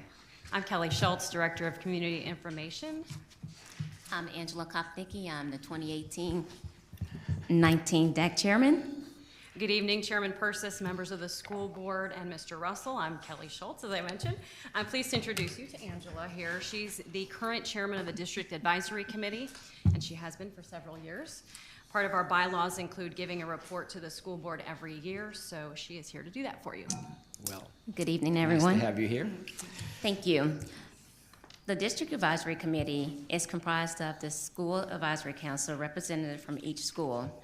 Additional representatives are appointed by each school board member and other groups. DAC is represented on the calendar committee, Teacher of the Year selection committee. We have 8 monthly meetings that alters between Mainland High School and Deltona High School. DAC serves in an advisory capacity to the school district. 70% of all members attended half of the scheduled meetings. Principals at schools with low or no representation were contacted to help improve attendance. You can always find our meeting schedules, agendas, and minutes are available on Volusia County Schools website under the Parent tab. The topics that were discussed were school guardians and social emotional learning, Volusia County school budgets, student progress plan and Futures Foundation, Florida Hospital, which is now Advent Health Partnership, Code of Student Conduct, SAC accreditation, mental health, half-cent tax update, and the school information. In preparation of the 2019-2020 school year, new officers were elected. I was reelected. And Jennifer, I am going to screw her last name up. What is it? Marinaccio? Yeah, Marinaccio is now our vice chairman. Next year's agenda topics and the discussions will be discovered over the summer. Do you guys have any questions at this time? No? Thank you, and thank you for your service. You have been doing this a while, Angela. I know, and you do it great. You do a great job. Questions for Angela or anything about the district advisory report? Yes, Ms. Cuthbert? How can we help assist you more in the coming year? Well, I think you do a great job at showing up at the meetings, so if we can get more participation from the school board members to show up and help Mr. Russell answer some questions, that would be great. Thank you. No problem, thank you. Thank you. Any other questions? Yes, Ms. When Wright. do we submit our names of our advisory board member, a representative for each board member? I think it's over the summer to you, and then, so it's over the summer, I know that.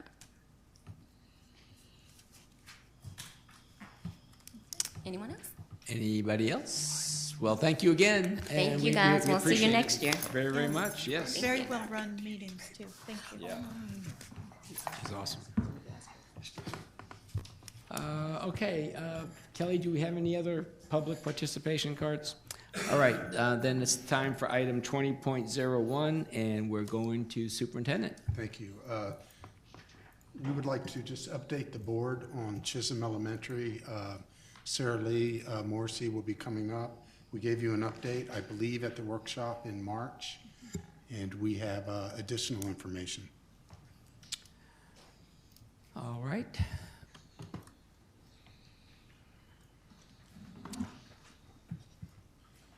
Hello, Ms. Morrissey. Good evening, Mr. Chairman, members of the board.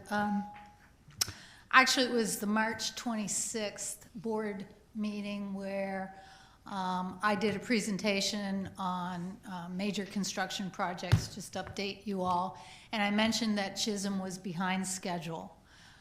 Recently, as recent as last week, I went out to the job site as part of the weekly walkthrough and discussed with the contractor my concerns, actually not mine alone, our team's concern about meeting our occupancy date for the school year. That will be in front of us very, very soon. And there is an agreement to disagree about whether or not we're going to make that date, and that's fine. They are working very hard. I don't want to take anything away from them. However, there's a lot that has to happen in order for us to take substantial completion. And I advised the contractor that I thought it was prudent for us to develop a Plan B in the event that we cannot move in as originally scheduled. And there is agreement that that is a prudent course of action, and so I wanted to make sure that the board was advised that we are going to be developing that plan over the next several weeks. I've already sat down with our principal, Mr. Zablo, and his team, and we will be meeting this week with our contractor. They will be a part of developing Plan B, and not sure what Plan B looks like. There's a potential it could be a partial move. As you know, we have the two-story classroom building, the cafeteria, the admin suite, the media center, and some related spaces and mechanical and whatnot. So it's a large part of the project is in this phase. There's no question that considerable progress has been made on the classroom building. However, the admin media building was not as far along. And so we will explore what options are available to us. I in no way want to suggest that, that I don't believe that we are looking at a winter break move-in. We are not that far behind, which is good and bad because, you know, and we've talked about this before, when we have nice periods of time where a school is not in operation, those are the ideal times to move. But I don't believe that the project is that far behind. I am just concerned that occupancy by August 5th, when our teachers return, I'm just concerned that we may not make it. So we'll be working on that. And Any questions for Ms. Morrissey? Yes, Ms. Wright. So in speaking with the contractor, what are they willing to do? Are they willing to bring in extra people to help them expedite this project? well, I mentioned in March, and they have done that. One of the areas we got the project got behind in was in plumbing, and they actually brought on 2 outside plumbing contractors to assist. And they are working extra hours, and there is no additional subcontractor being brought on at this time, other than plumbing, as far as I'm aware. But there are some conversations that are happening, as you would understand, that any delay that is not without a basis for delay becomes a cost. And so they're anxious to meet the milestone. I'm just concerned that we're not going to. Which leads to my second question. So if we do not meet the milestone, is there some type of financial implication to the contractor?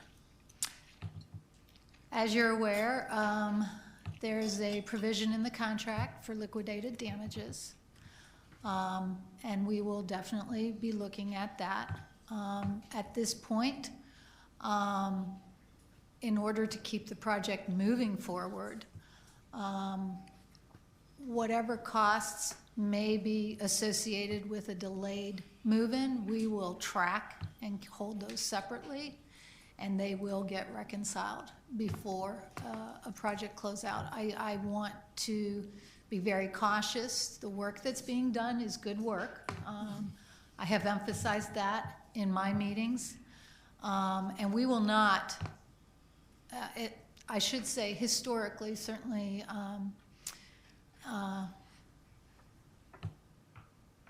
certainly since the mid-1990s, it has not been a practice of this board to take substantial completion just because the start of school is upon us. That what is more important with a project like this is that the work is done of the quality and caliber that we expect, that's in our specs, and that all inspections are passed and work corrected as necessary. And that is the philosophy that I represented to this contractor. And this contractor is very familiar with us. They've done several major projects for us under the last half cent. So they would expect nothing else, but I reiterated that and assume that is part of this board's philosophy. So yes, we will operate within the constraints of our contract and with the expectations that I think we all hold. Thank you. Yes, Ms. Cuthbert. At what time would you want to implement Plan B? I mean, is there a deadline date? Well, my highest priority at the moment, because we only have a few weeks left of school, is communicating this concern to our faculty and staff and our parents. And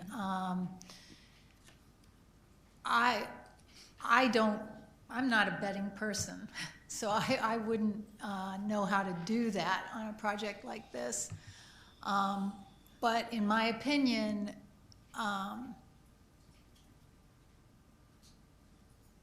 I'm concerned enough that we have to develop a plan B. Communicating the fact that we may not move in as anticipated, I want that communicated to our teachers and faculty and school community while they are still with us, as opposed to over the summer. So that was the first priority. The second priority is associated with delivery of furniture and supplies. Now, lots of the supplies are already in and they're in our warehouse. And the fine people that you recognized earlier this evening are responsible for that delivery. So those commodities are safe and they're fine, and they are to be delivered by our own people. Arranging for, again, our own people, tech services, to install some of the equipment, that is a scheduling issue. But furniture delivery, that's an outside vendor. The outside vendor is responsible for setting up the furniture and moving it into the respective space. However, if that space is not ready, we don't want it moved in. And one of my concerns has been, where do we store furniture if we're not ready for delivery? And is it even a possibility to delay delivery? As you would imagine, we're not the only district. This is not the only project, and all kinds of vendors are very, very busy in the summer. So that was my second area of concern that I knew we would need to work through, and we're in the process of working through that with purchasing. We will be identifying if delivery cannot be delayed, and it may depend on what furniture. Some might be able to be delayed and some may not. If spaces are not available, and as I said, our classroom building is getting close, but we still need substantial completion before we want to start accepting things. So we're working through those delivery dates now as I speak. I think our community, students, deserve a finished school. Everything should be in its right place. Now, when we visited Pearson the Friday before school started, everything was in place. It just hadn't been distributed. Like, there were still books in some boxes and just a few little things, but it looked just fine. So you're saying it is a lot less ready. So I believe substantial completion for Pearson was July 17th. Okay. And they were scrambling to get the school ready for occupancy. And I know how hard everyone worked for that. I am concerned that this is behind that. Okay. Well, I don't want our children to be disturbed. I don't want our teachers to move into half-done facilities in our administration when you can't operate a school appropriately or effectively. So I'm a full believer in Plan B, and if we have to postpone, we do so, because it's only in the safety and the protection of our students and staff. I also think it's a great idea to tell people ahead of time before they go home. One thought that did occur to me that I haven't talked to you about is when it is time to move in, so who is doing the moving? Because I'm concerned about, I don't want our staff and teachers to give up a weekend of their own time when it could have been done that first week of school and they would have been paid for that. That easily could be an example of an additional cost that we could incur, if we hire substitutes in order to allow our teachers to. Now, is that something we could push over to the construction company? Ultimately, that I believe is part of what Mrs. Wright was referring to, is we will track whatever costs we incur. If we are late in move-in without reasonable justified reasons for delay, we'll track all that, and that stuff will get reconciled before the job is closed out. Well, I don't think we should settle for anything less than exactly what we want and what that community deserves. So, and I in the conversation in the walkthrough, I as I said, the contractor, this is a contractor that's done a lot of work for us. They did Ormond Beach Middle School, DeLand High, Taylor Middle High School. They are familiar with this district and its expectations, and they don't expect anything less from us. So. Okay, Mr. Cologne. Would it make sense to make Plan B a move-in during the winter break? And so that gives and again, this is Plan B, but at least we're not going to try to do it on one weekend, where now we've got 2 weeks to prepare to ensure that we don't have trucks going in and out of the school and everything that it would take. Obviously, that would be very distracting to our teachers because it's kind of like you're half done, but you're not. I still believe our teachers are going to come in no matter what because it's their new classroom, and so they want to make their classroom theirs. But if we're not going to be ready in August or September, either Thanksgiving break, which is before that, or just shoot for Christmas break, and then should definitely be done by then. But to kind of not set a time certain on a time that would be reasonable to move in, that may end up being our Plan C, but it could have been our Plan B. We will be reviewing all of our options, and obviously it will make a difference when substantial occurs. We can't delay substantial just because of the school calendar. When it's ready, it'll be ready, and then we'll move as we need to. So we'll be exploring all that. Okay, so you'll give us an update every 2 weeks, or let us know how it's going, and you're going to come up with a Plan B, you said. We're going to be working with our school leadership and also with our contractor and the project team. Yes. Okay. Yeah. Excuse me, Mr. Chairman. I'd like to be with you when you go talk to the faculty about plans. I am awaiting Mr. Zablow's word on when that might occur. Okay, I'd like to be there. Thank you. Thank you, Okay. Mr. Chairman. Thank you. Mr. Superintendent, back to you. That concludes. That's it. Okay. Anybody else have a comment for this evening before we go? Yes, Mr. Colon. I want to talk about something that will be of no surprise to the superintendent. We had a conversation yesterday, and communication is important between a board and the superintendent. It is essential to our operation. It is also contractual in nature. One of the things that the superintendent is held to is to inform the board of issues, needs, and operations of the school system.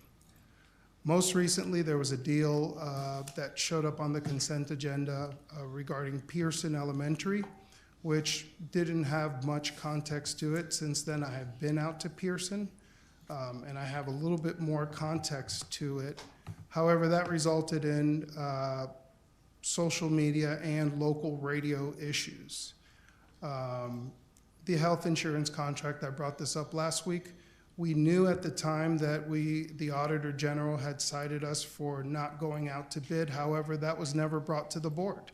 And so in May, we were found having to accept a contract that we could have gone out to bid for around that time. Most recently, we've had Title I cuts that we had no idea, and of course, our principals started blowing us up. And again, we had to say, I don't know what you're talking about, because these things are perceived to come from the board. There was a reallocation of funds that was brought to principals. Again, principals reached out and said, what is this about? And again, I said, I don't know what you're talking about. I've been very, very open about my criticism of the way we move administrators around. I think I have been very, very outspoken about wanting to at least be informed of changes, specifically saying before the balloons are inflated and the streamer is hung. And that has yet to happen, yet folks are reaching out, sort of looking for that meeting, because this is about that time of year when these appointments are all to take place. Human resources, I'll simply say our front door is shut tight, our back door is wide open, and I will leave that one there. But most recently, the most concerning thing to me was an email that we recently received regarding something that our district has been involved in that we had no idea about. Our teachers received the notification, and again, we had no clue. Something that involves a government agency. So it is very, very serious in nature. I reached out to our school board attorney to ask him what's up with this, and he had no idea about this. And so with that being said, I didn't want to be that school board member who came in rogue. I consulted with two folks from the Florida School Board Association and our counsel, Mr. Dorn. I've prayed about it, and I've stayed up at night. And again, Superintendent and I have discussed this, but I'd like to make a motion that we place an action item on the agenda to authorize the school board attorney and the chairman to negotiate the terms of an early exit of the superintendent in order to facilitate a smooth transition. Okay, Mr. Colon, let me ask you just to clarify what the motion entails when you say to negotiate an early exit. The superintendent's contract, I believe, Mr. Sims, runs through like September 1st of 2020, right? Didn't we extend it a year? That's correct. So what you're asking is to negotiate an exit earlier than September 1st Correct. of 2020. And so because this wasn't noticed on this meeting, what we would be doing is asking to place that on the next agenda, at which point the chairman and the school board attorney would have worked out what those terms, along with Mr. Russell, what those terms would look like, and then it would come back before us and be publicly noted as well. Okay. All right, so there's a motion on the floor. it's in order, but it needs to have a second, and if there's no second, then I would, whether there's a second or not, obviously the superintendent's going to have his say in this and can weigh in whenever he likes. But so you've heard that motion. Is there a second to that motion? I second the motion. Okay. So now we have a motion and the second, and the discussion on the motion. Discussion. Yes. Can I have a? Yes, Ms. Wright. So my question I would propose to my colleagues, rather than that, can we maybe just decide not to renew his contract at this time? Because we will be talking about his evaluation, and do we want to renew it for more than a year, rather than come up with early termination, because these are my two concerns. It gives us time to go ahead and begin our search now, if that is something that the board decides. And then, again, the chair and our school board attorney, Mr. Sims, if Mr. Dorn stays in Hawaii or Bahamas, where he is, can have a conversation. But I do think we really need to look for a superintendent. We need to do a search this time. And it forces our hand to put in an interim where if all parties agree, whatever we decide this evening, that if we know we're not going to renew, he has time to do something, but it gives us time really to get somebody here and in place by January of 2020. But I'm just talking for discussion. If I think. Well, can I just weigh in, just to clarify? Your counter proposal, let's say, is that rather than negotiate an early exit, is to just agree not to extend his contract after September 1st, 2020. Correct. So in that case, that scenario, we would be advertising for a superintendent to start probably July 1st. Typically, that's when they would start, July 1st of 2020, because that's, I'm just thinking out loud as you think about who you're going to get to apply for this position.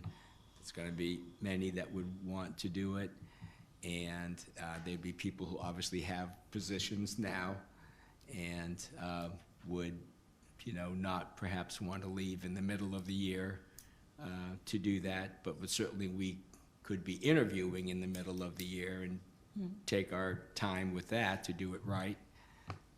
I think Ted Doran last time told us we should plan on 6 months, from the time you even start to advertise it, from the time you can actually make the decision.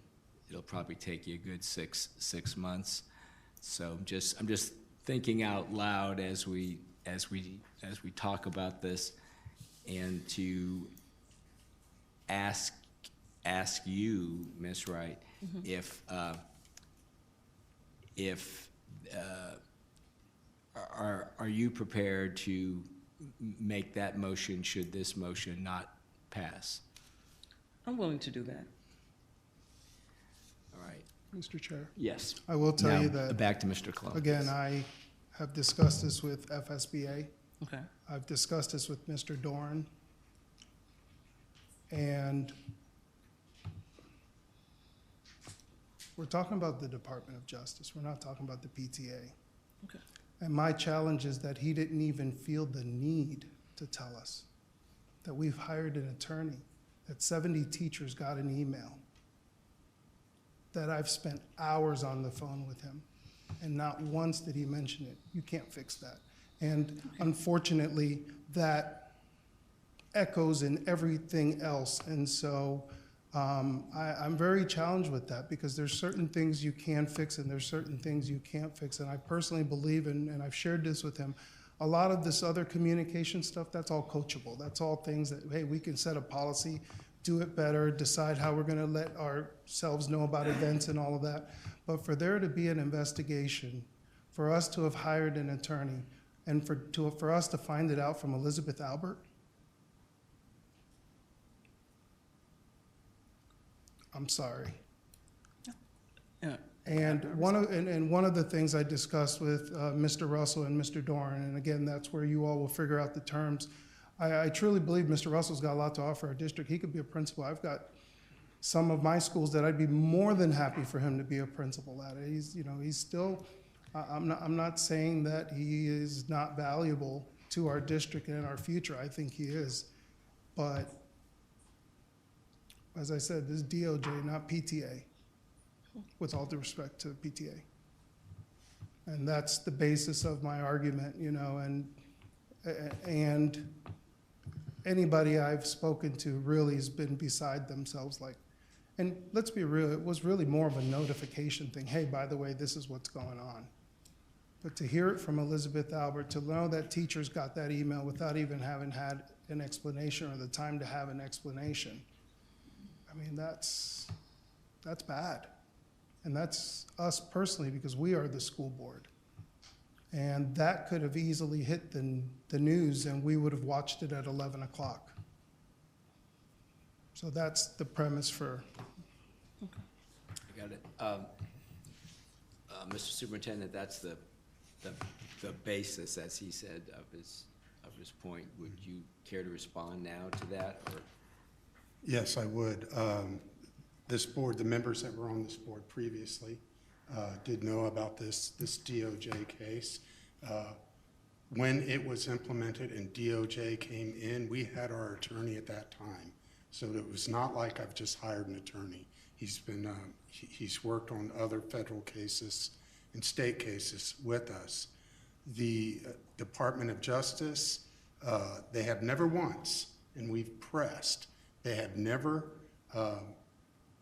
they've never told us what the complaint is. We just know an area that they had focused on. The only communication that we had from them was to print voluminous volumes of records and policies for them over 6 to 7 months. We did hear from them that they wanted to interview principals, teachers, staff. We had a communication plan when we knew that they were going to, and we found out about this.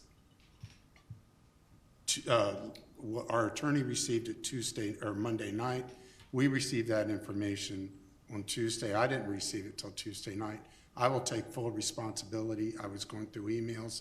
I did not send that to you, but we did have a communication, and that's honest there. And but we did have a communication plan when it went out to the schools, because our thinking was we did not want someone from our general counsel's office to explain this to the principals and teachers, because it would come across as cold.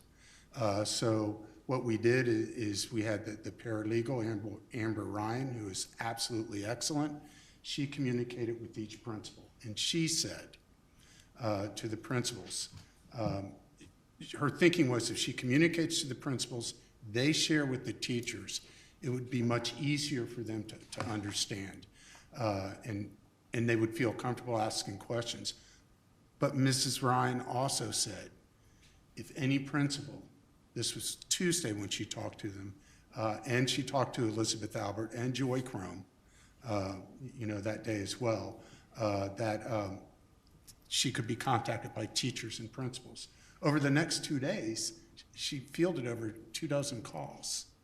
And she talked to the teachers and principals and answered any question, that they had. Again, DOJ has not been communicating with us throughout this process. So the point of forwarding that email, absolutely right. And I take full responsibility for that. If it's a will of this board and they want me to exit, please tell me tonight. Because I will get with my attorney and we can start negotiating with the district. Okay. But I do ask that it be done Well, tonight. yep, sure, I get it. So, as you board members know, it is a part of his contract, and I believe I don't have your contract memorized, but I'm sure there is a severance package that would need to be paid out, and I'm not sure what the terms of that are. I think that's what you're That's what I'm saying. getting to, yes. And it could be very high. I'm not sure what it was. I think we kicked around some numbers around the last time. 20 weeks of pay, it's by statutory. 20 weeks, okay. And so what did we equate that out to be? Do you recall? 75? Okay. All right, so I just want board members to have information. We have to have information before we can vote on things. Right, and so I would caution that my motion today was done in cooperation with Mr. Doran, who advised that, number one, he would be here. Number two, we would know that really what we're doing is saying, let's start talking about the early exit strategy, and then it comes back to the board, and then we would vote.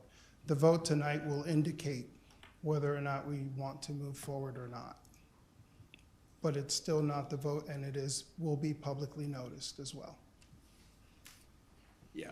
So. And I hear you saying that what you would prefer, and it's not your choice, but what you would prefer is if the board was going to move to terminate you, they would do it now.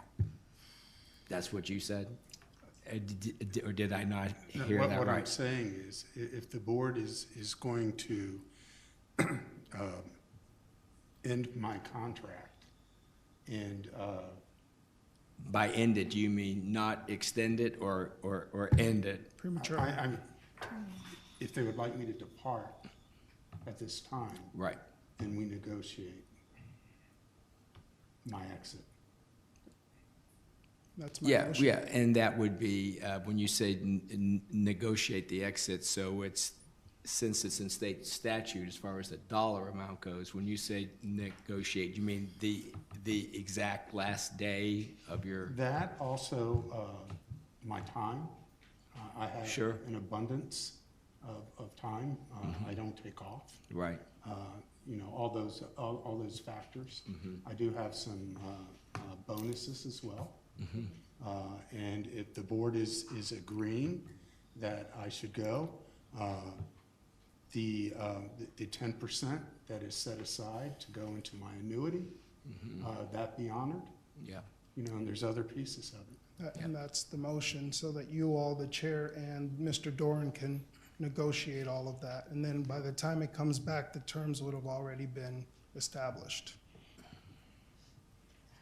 All right, so we have a motion and a second. I'm still looking for this discussion after we had the second. Ms. Wright made a comment. Do you have any comments, Ms. Cuthbert? I do have a couple. I think some of the misunderstanding might have occurred because we didn't have a district attorney for a long period of time, because Mr. Dyer departed in December and Mr. Manning only recently came on. There was a large vacancy of keeping track of things at that time. I knew of Pearson, and I don't think you were on the board, but I know Mrs. Wright was on the board when we sold Hearst Elementary to the county when they created Hope Place. And we did hear a presentation from Mrs. Morrissey about the sale of Pearson. And there have been some communication mix-ups, but people make mistakes. I too, when I heard about it, I too contacted Mr. Doran about the confusion about what had happened. Mr. Russell did call me right away to explain. But I'm concerned about the DOJ who did not contact us or keep us informed, even though the district pressed for communication. So I think there's some breakdown of misunderstanding somehow, some way. I'd hate for anybody to take the blame for something that they're not responsible for. I agree with him. You know, I owe Mrs. Hopkins at Sweetwater Elementary an email, and I haven't responded to her, and I got it on Sunday. So we all tend to do that. I'm not in favor of letting him go at this time. Okay. Any further comment? All right, so the motion, and Ms. Connie, can you restate it so that we have it clear, and if there's any questions, we can clarify it before we take a vote? The motion was to negotiate early contract exit for superintendent before the next meeting between the superintendent and the attorney, our board attorney. The chair, and the chair. And the chair. And the chair. Okay. There's a motion. Are you ready to vote? Anybody have any other comments they want to make before we? Well, go I ahead? do have a question. Yes. And I want to ask Ruben. So what you're asking for this vote, that we make a decision if they're going into discussion? Yeah, so to place an action item on the next agenda so that it's publicly noticed, and by that time, the chair and the attorney can start working on what that would look like. And so when it comes back to us, we'll already know what the terms that they settled on were. So this is not the vote right now. This is just for them to start the conversation. Okay, it takes, Mr. Chair, may I speak? It takes a long time. If we're going to conduct a search, we have to hire someone to do the search. It takes a long time to find we have to do interviews, we have to bring him in, we have to narrow the field down. And one reason why the board extended the superintendent's contract last spring was in a year in order to finish up this year, to look at the results of testing, to see how this contract went, and then spend the year looking for a new superintendent to find one to replace him. So if you proceed to do this for an early release, it might be July 1st, because that's the new fiscal year. We will be without a superintendent for a while. I believe there's he's got to be on for 5 months. I believe that's part of his contract. No, he don't have to be on. We would have to pay him for 5 months. Right. So it would be, but he doesn't have to stay here. He could say, I'm leaving. You just got to give me 5 months. Right. And so, Mr. Doran, again, we had this conversation. This is not Ruben being vogue, I promise you. No. I get it. And that's why I came back with what I recommended, because even with that, they still could have the conversation, if that is the desire of the board, to say, okay, that you know they're not renewing your contract. Let's have a conversation of whatever. And so, listening to what you're saying, let's talk about it to do it next year. Listening to what you're saying, we extended it for 1 more year so that we could have a year to find somebody. It's never going to be the right time. And like I said, the catalyst was the lack of communication. I mean, this... No, that is not what I'm saying, Ruben. I'm saying if the consensus is that we want to move forward and look for a superintendent, that by June 1st or June 15th, we could advertise. By right, we could have somebody in place by January.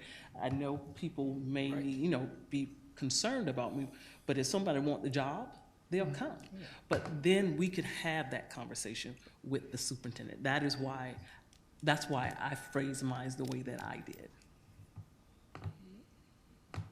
One of the elements B is final date, as well as the negotiation That's of right. salary and so forth. So Right, that correct. it might not be immediately, but 2 months or 6 months or. Correct. Yeah. Mr. Sims, I have a question. Mr. Yes. Chairman? Go ahead. Yes. Thank you. If he has sick leave, Yes. then possibly if, for example, if he leaves by January, and if he has enough sick leave set, he could leave the following day, collect a sick leave, correct? Yes. Okay, just want you to be able to know that. His contract calls for pay as well as accumulation of vacation days and sick leave. And he would be entitled to be paid for that. Right, but if he chooses, it could be his choice to say, I'm not going to be working in this atmosphere anymore, I'll pack up my things and leave now. That could be a choice of his. But part of what Mr. Cologne is suggesting is that we negotiate all of that so that it's as reasonable as possible. Mr. Jewell. Yeah, yes, I'm sorry. Did you have your hand up the whole time? Looking over here, Ms. Okay, Haynes. so, Mr. Sims, though, I know that 12-month employees, because I was one, earn sick leave and accumulate annual leave, which is what we're discussing here. But I also know that when in that position, I did not have the choice to say, oh, you know, I want to end my working, or you want me to end it, but I'm going to, you know, take the next 6 months and get paid, but not show up for work. Like, I had to have approval.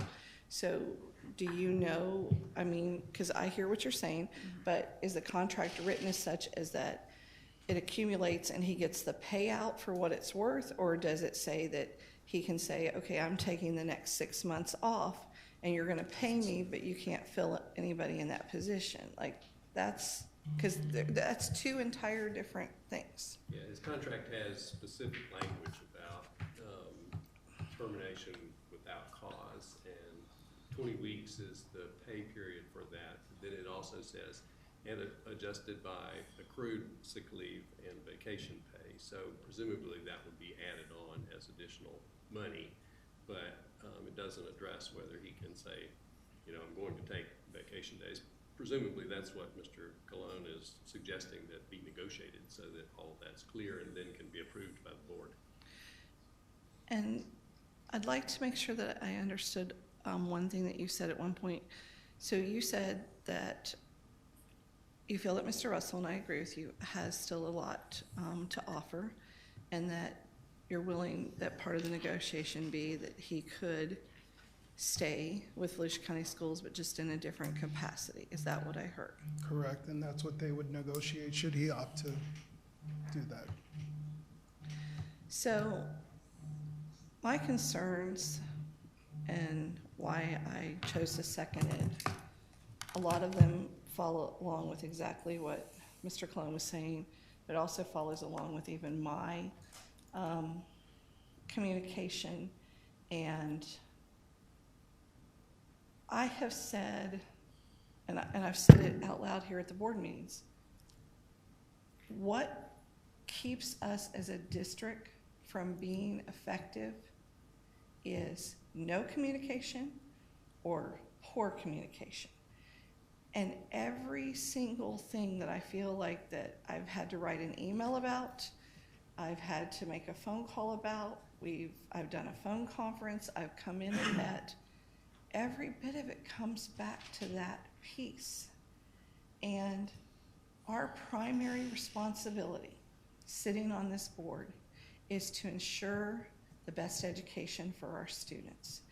And just, I mean, I'll tell you, it's been a roller coaster ride, and it's been just about 6 months right now, but the last 3 weeks have been overwhelming. That communication and effective leadership is what we're struggling on. And so I listened tonight. I've communicated several times about the paraprofessional who's an EBD paraprofessional who wants to stay. You know, the state has a policy that allows people to extend to the 8 years. You know, it was Dr. Smith who cut it down to 5. And so I am thrilled that we're going back to 8 years, but I keep asking, when we had it before for 8 years, it impacted everybody. Everybody fell under the 8 years. They could be an administrator, they could be a teacher, they could be a para. You know, even when it came forward to us, what was like, well, we're gonna take this on a year-by-year basis. We can't operate that way. Okay, here we've got someone that is dedicated to being a paraprofessional in an EBD classroom who joined a drop And now we're letting teachers extend 8 years. And I've sent multiple emails and talked about this, and I've even said, what are other districts doing? Because she's willing to give up her drop money to stay here to make a difference for our kids. That's the kind of person we don't want to lose. You know, and then our Title I schools, you know, getting cut. I'm assuming each of you attended a meeting just like I did about Title I and the budgets, and some tough decisions were made in that meeting where schools came off, but they came off because they weren't meeting the criteria, you know, to stay on. But then our top poverty school, well, you know, Mr. Russell himself told me on the phone last week, one school took an $80,000 cut. So where did the money go? And why, you know, why on April 26th were principals handed a Title I budget with $40,000 to $80,000 cuts, and we knew nothing about it? Because my phone blows up from people. And then as soon as that meeting happened last Thursday, the principals meeting, where 90% of their admin funds are being taken back from them, they all think we made that decision. They think we know about it. I spend 90% of my time in this job, of that part of it, not knowing the answer or having to ask what is going on, yet the whole world and the community thinks we know or that we made the decision. And it's communication. And I know this is tough, but we're not moving forward.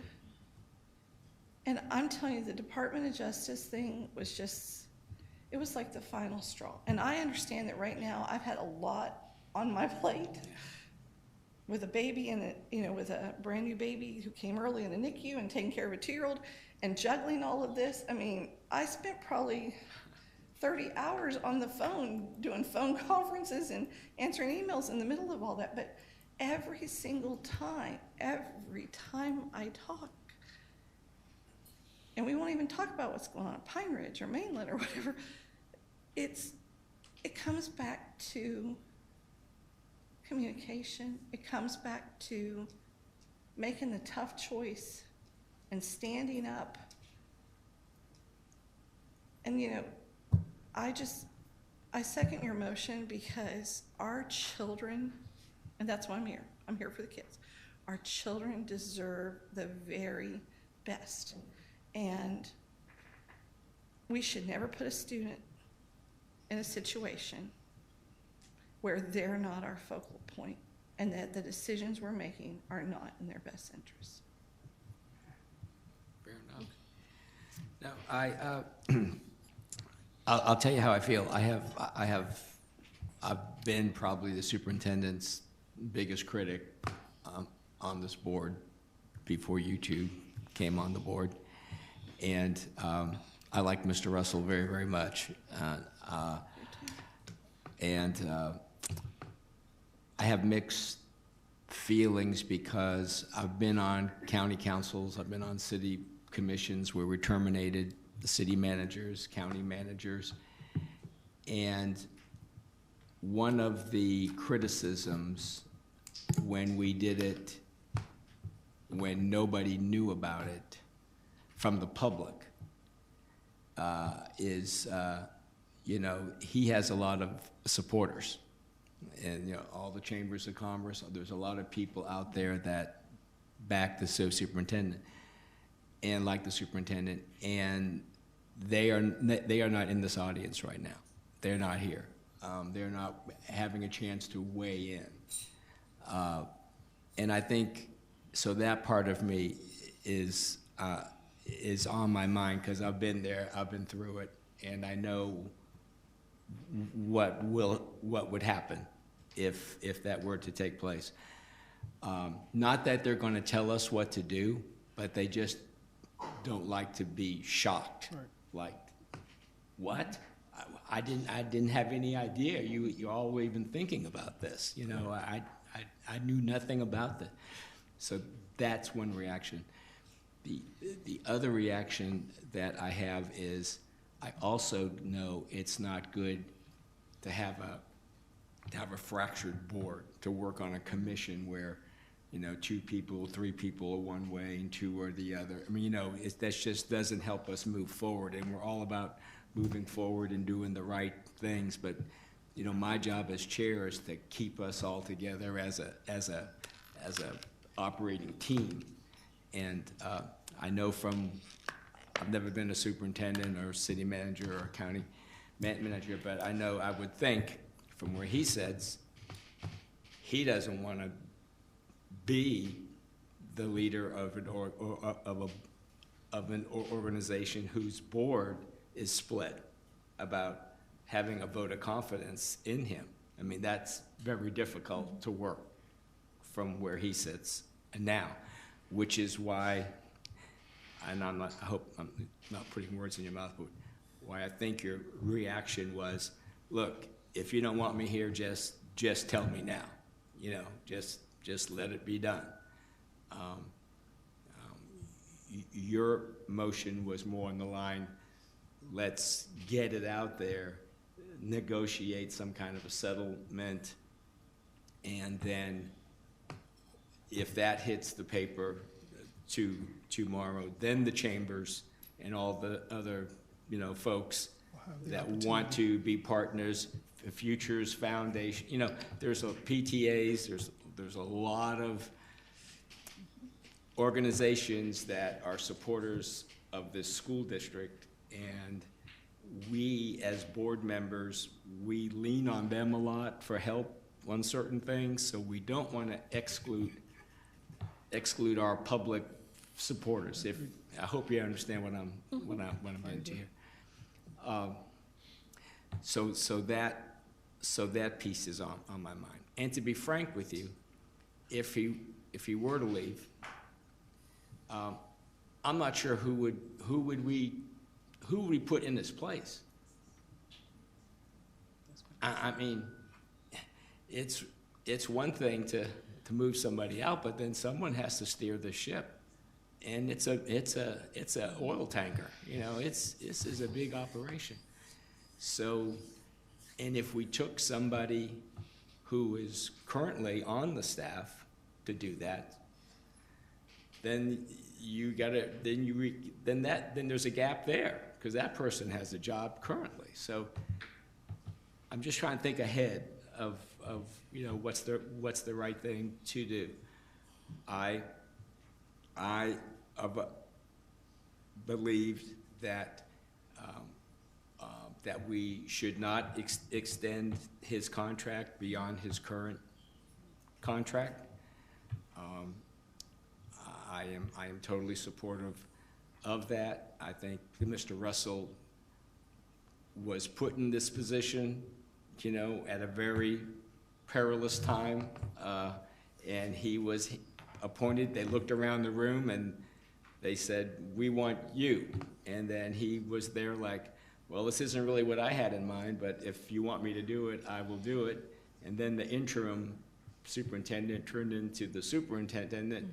Linda and you both were there, and you were going to do a search, and then the search was going to cost a lot of money, and it was going to take time, and you thought, well, Mr. Russell's here, and he's a great guy, so let's just let him continue. So,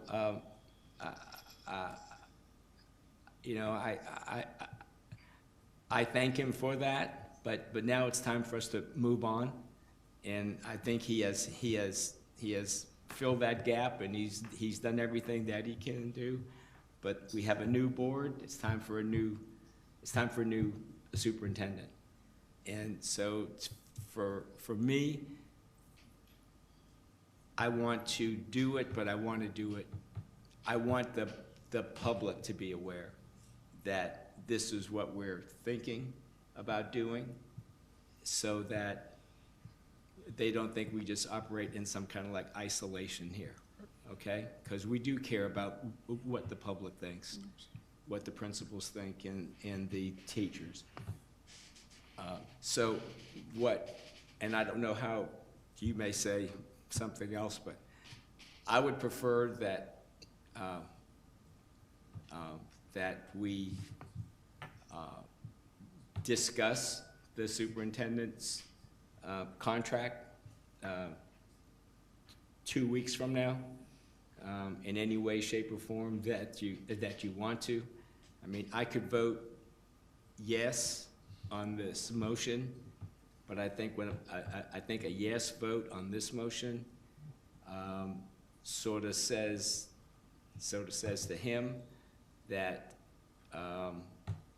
we are starting a negotiation of an early exit, and that early exit would have to be sometime after the 2 weeks, sometime after the next school board meeting.